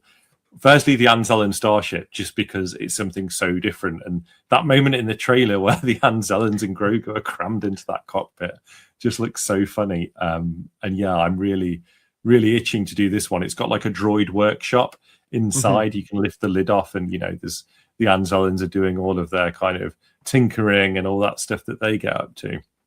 Fantastic. And then I think the Razor Crest looks really cool. It looks like that's built in a really different way to the previous one, and it looks like a really solid, nicely proportioned version of that ship. Yeah, that one looks really cool. And this has got the yellow parts to it. That's kind of an updated version of what we previously really seen from the Razor Crest. Yeah, the Razor Crest has had a couple of Lego sets previous. Correct me if I'm wrong. Yeah, exactly. There was a play scale one kind of similar to this, and then like a big fancy ultimate collector multi-thousand piece monster of one. And I think for the scale, this looks like the best of the play scale ones so far. I mean, like I say, I haven't built it yet, but just based on the kind of box art and the images that have been shared online, I think it looks really well proportioned, really accurate. And yeah, it looks really solid as well. I think this is going to be very swooshable. This is going to be one to fly around the living room. Are any of the Mando Grogu ones, or any of they smart brick enhanced, capable, anything like that? No, they're not. And I think this is one thing that like fans who are not keen on smart brick should really bear in mind. Like, all the smart play sets are extra Lego Star Wars sets for this year. They don't take up any of the slots from existing Lego Star Wars. So we had a new batch of sets in January. We've got these new sets coming in a week or so. So yeah, there's plenty of Lego Star Wars. If you're not at all interested in smart play, Lego Star Wars are keeping us busy. There's lots of things for us to go and spend our money on. Exactly. Including a new X-Wing, New Republic X-Wing. Isn't it funny, like, no matter how many X-Wings you get, as soon as you see it in a new color scheme and style, it's really exciting all over again. Yeah. Like, it blows my mind how every time I think, oh, a new X-Wing, and then I see it and I'm like, yes, a new X-Wing, I've got to have this. There's something about it's that old design. There's just something about it that whenever you see it, you're just immediately drawn to it. You're like, I want that. I want that. And like that, it's been a staple of the Lego Star Wars like line for pretty much its entire history. And yet every time it comes out, we're like, that one, I want that one. I still want that one. 100%. And this one's out a little bit earlier than the others. So I think this one's already available to buy.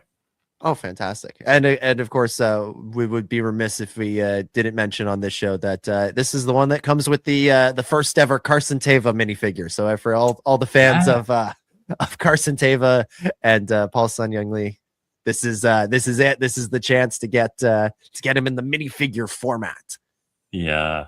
And there's a new Grogu figure in these sets as well, not in the X-Wing specifically, but I think he comes in the Razor Crest, the Anzellan Starship, and possibly in the ATRT as well. But he's got like a little molded body this time, so he's actually got like he's like a little bit more. He looks a little bit more active. Yeah, he doesn't look quite as passive as the previous version did. He's kind of in a slightly different pose.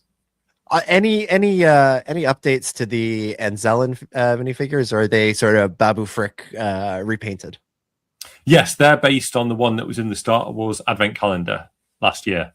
Yes, because I remember thinking at the time, like, I was really surprised that we got that new character in that set, and now it makes sense because they'd obviously designed the mold for this set.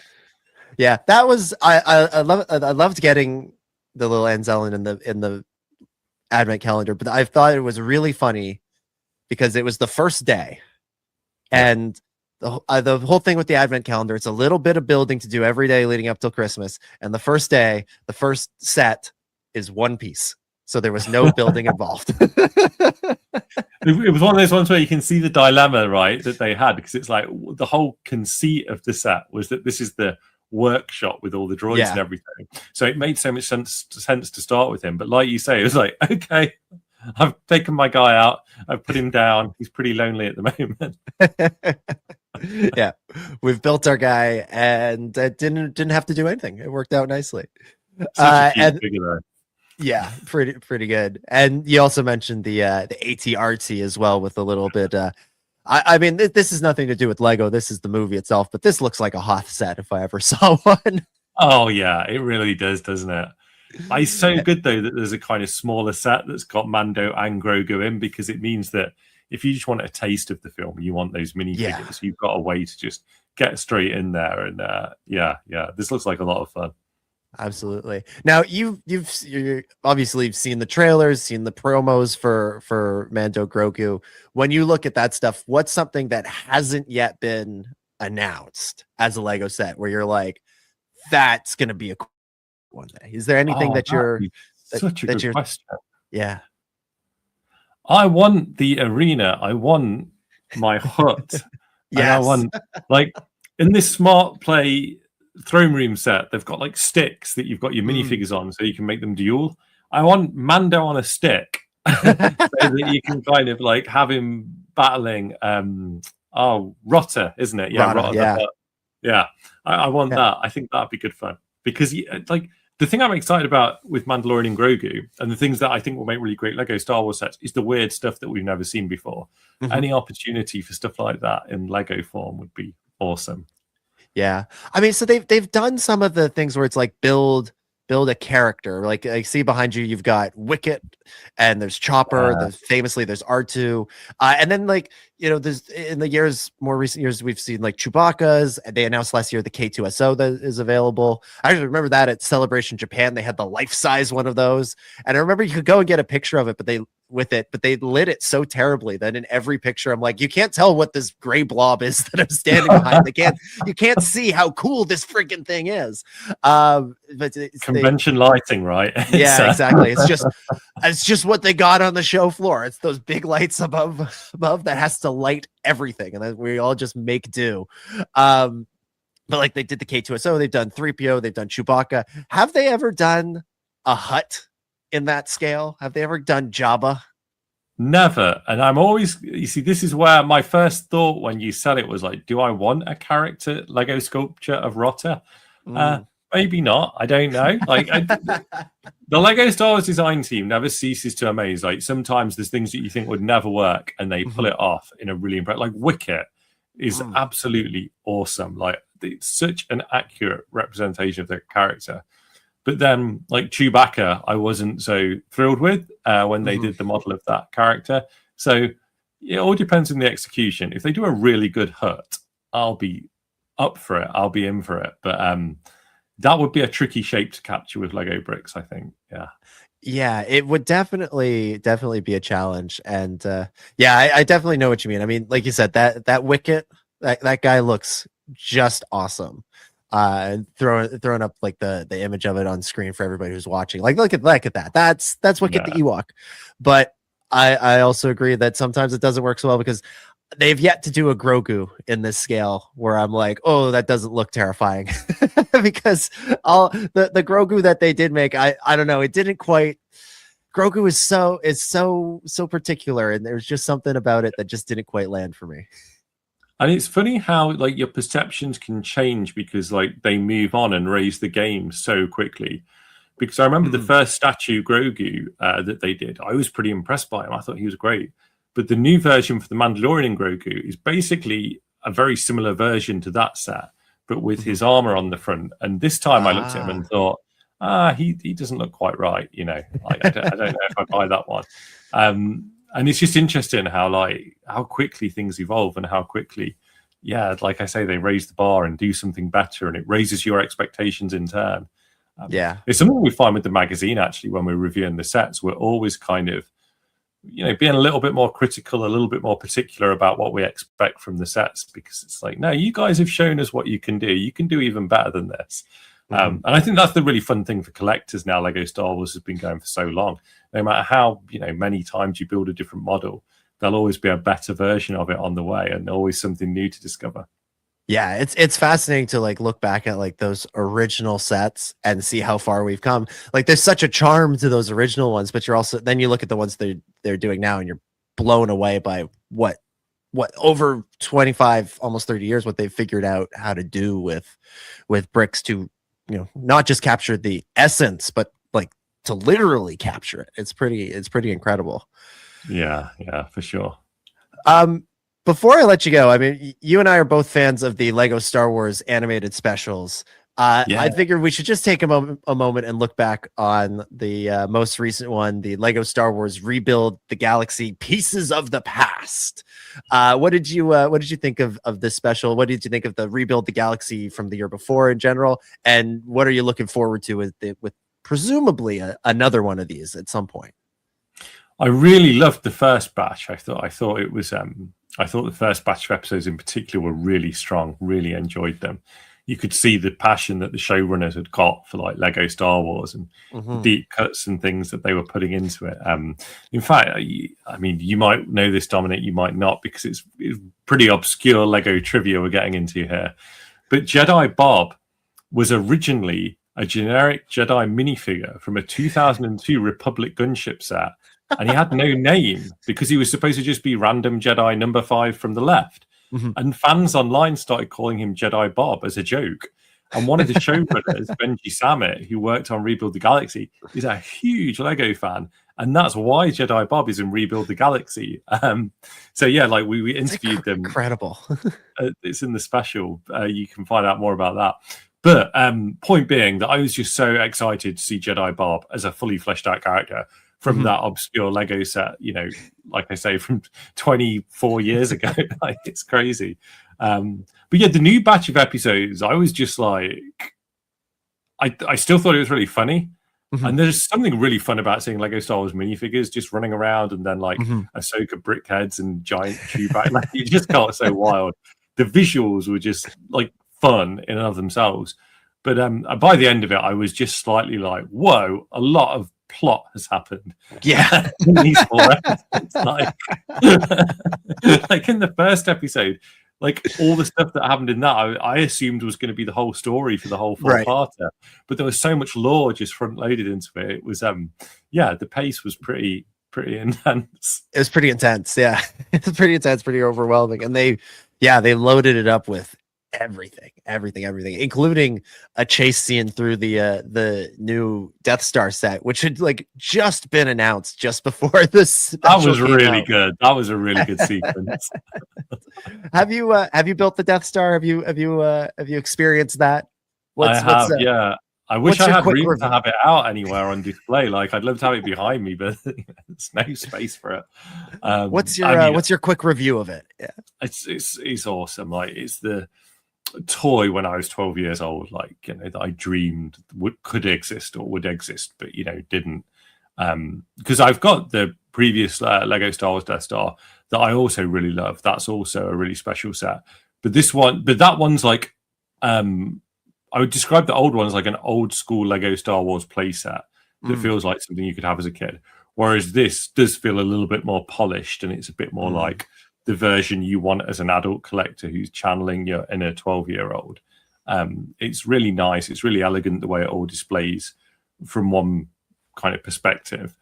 And it was very controversial when it came out. Like, the fan base was debating the merits or not of it. But yeah, I mean, the thing I would say to people who don't like the look of it and don't think it was the right approach, I'm pretty sure Lego Star Wars will do another Death Star at some point. The Death Star will return. Somehow the Death Star returned. I loved it. I remember when it came out and hearing all the controversy, and Ben and I opened the show with it that week, and I think we both agreed, like, it looked fantastic. And, you know, it's like anything, you can nitpick it if you want. And the old sort of ball shaped thing was really, really cool. Like, that thing is awesome too. But there's something nice about being able to just have like 2 movies worth of Star Wars just all in display in one thing that, you know, can fit. I mean, it's huge, so it's tough to find somewhere to put it, but it can fit better in a room than something that really you'd have to put on like a turntable to fully appreciate at all times. Well, I think that's it. And again, if you've been collecting Lego Star Wars for a long time, you don't really want them to repeat themselves too much, because, you know, we've had the ball version. Like, let's have something different, like new. It keeps it interesting.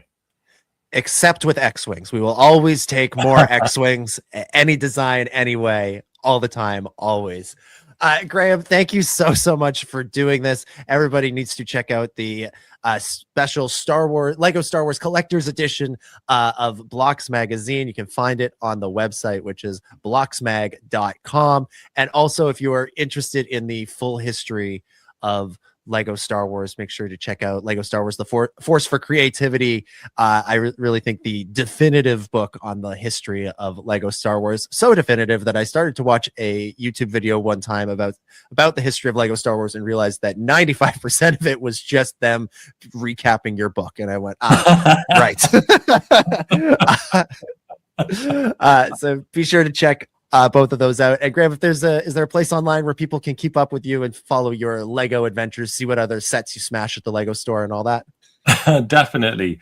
All of the kind of social platforms you'd expect. Search for Graham Hancock, and if there's a little picture of a guy in a pile of Lego bricks, then you found me. And Blocks Magazine is also on all the different social channels now. We've started doing some video content, so if you check us out on YouTube, there's some fun stuff there as well. Absolutely. Check it out. Happy building. Thanks again for doing this. May the Force be with you. And I will now throw things back to me in the future. Thank you very much, past me, and huge thank you to Graham Hancock again for sitting down for that conversation. We recorded that about 2 weeks ago, so that's why we didn't touch on things like the new UCS N1 Starfighter. It's the Mandalorian version, the silver one, which is, I've said in the past that's not a design I super love. The remix, I love the original, but the remix I didn't love it. But that Lego set looks pretty good. So I'm sure we'll have Graham on again in the future to talk more about it. But with that, we will begin to wrap things up for this week. Thank you everybody for listening. We will be back again in 7 days time to talk more about Maul Shadowlord episodes. We're up now 7 and 8. Yeah, episodes 7 and 8 coming out on Monday. We'll talk about them on Thursday. We'll be in your feeds on Friday if you're subscribed to the podcast. And of course, I'm sure we'll have another week's worth of Mandalorian and Grogu promo to talk about. So lots and lots to look forward to then. As always, if you enjoy the show, make sure you subscribe on YouTube, Apple Podcasts, Spotify, wherever you like to listen. And if you enjoy what you're hearing and you're listening on a platform that lets you leave a review, please do so. We really appreciate those. It helps get the word out about the show. And if you're enjoying the show and you want to help us keep the lights on financially, you can do so by becoming a channel member. As we always say, there's not really a benefit. It's just kind of a tip jar. Maybe one day we'll come up with a new benefit for subscribers that way. I hope, if you have a suggestion, send it to us. Tell us what you would like to hear, and maybe we can make that happen. In between shows, check out the Star Wars Underworld Network Discord to keep the conversation going. And of course, follow us on social media. It's at the SWU pretty much everywhere. You need to add in a few other letters and periods there to make sure that you find us. That is, make sure you do that. Keep up with all the latest breaking news. You can subscribe to my Substack, where I'm writing reviews of Maul Shadowlord, as well as my regular Star Wars weekly column. You can find that dominicgjones.substack.com. I call it Hot Off the Press. So you can search for that on Substack or the Substack app as well. And of course, make sure you check out the other shows on the Star Wars Underworld Network, including the Raeside Iron Cannon, which is on this channel, Tractor Beam, which is also on this channel, and Tales from Beyond the Galaxy, which is back talking Maul Shadowlord. So make sure you check those out as well. But that is it. We are out of here. Thank you everybody for listening. Again, we'll see you in 7 days. But for Ben, who had to run, for Ian, for Marty, for Graham, for Chris, who wasn't here, for Hannah, who wasn't here, for everybody at the Star Wars Underworld, my name is Dominic, and may the Force be with you.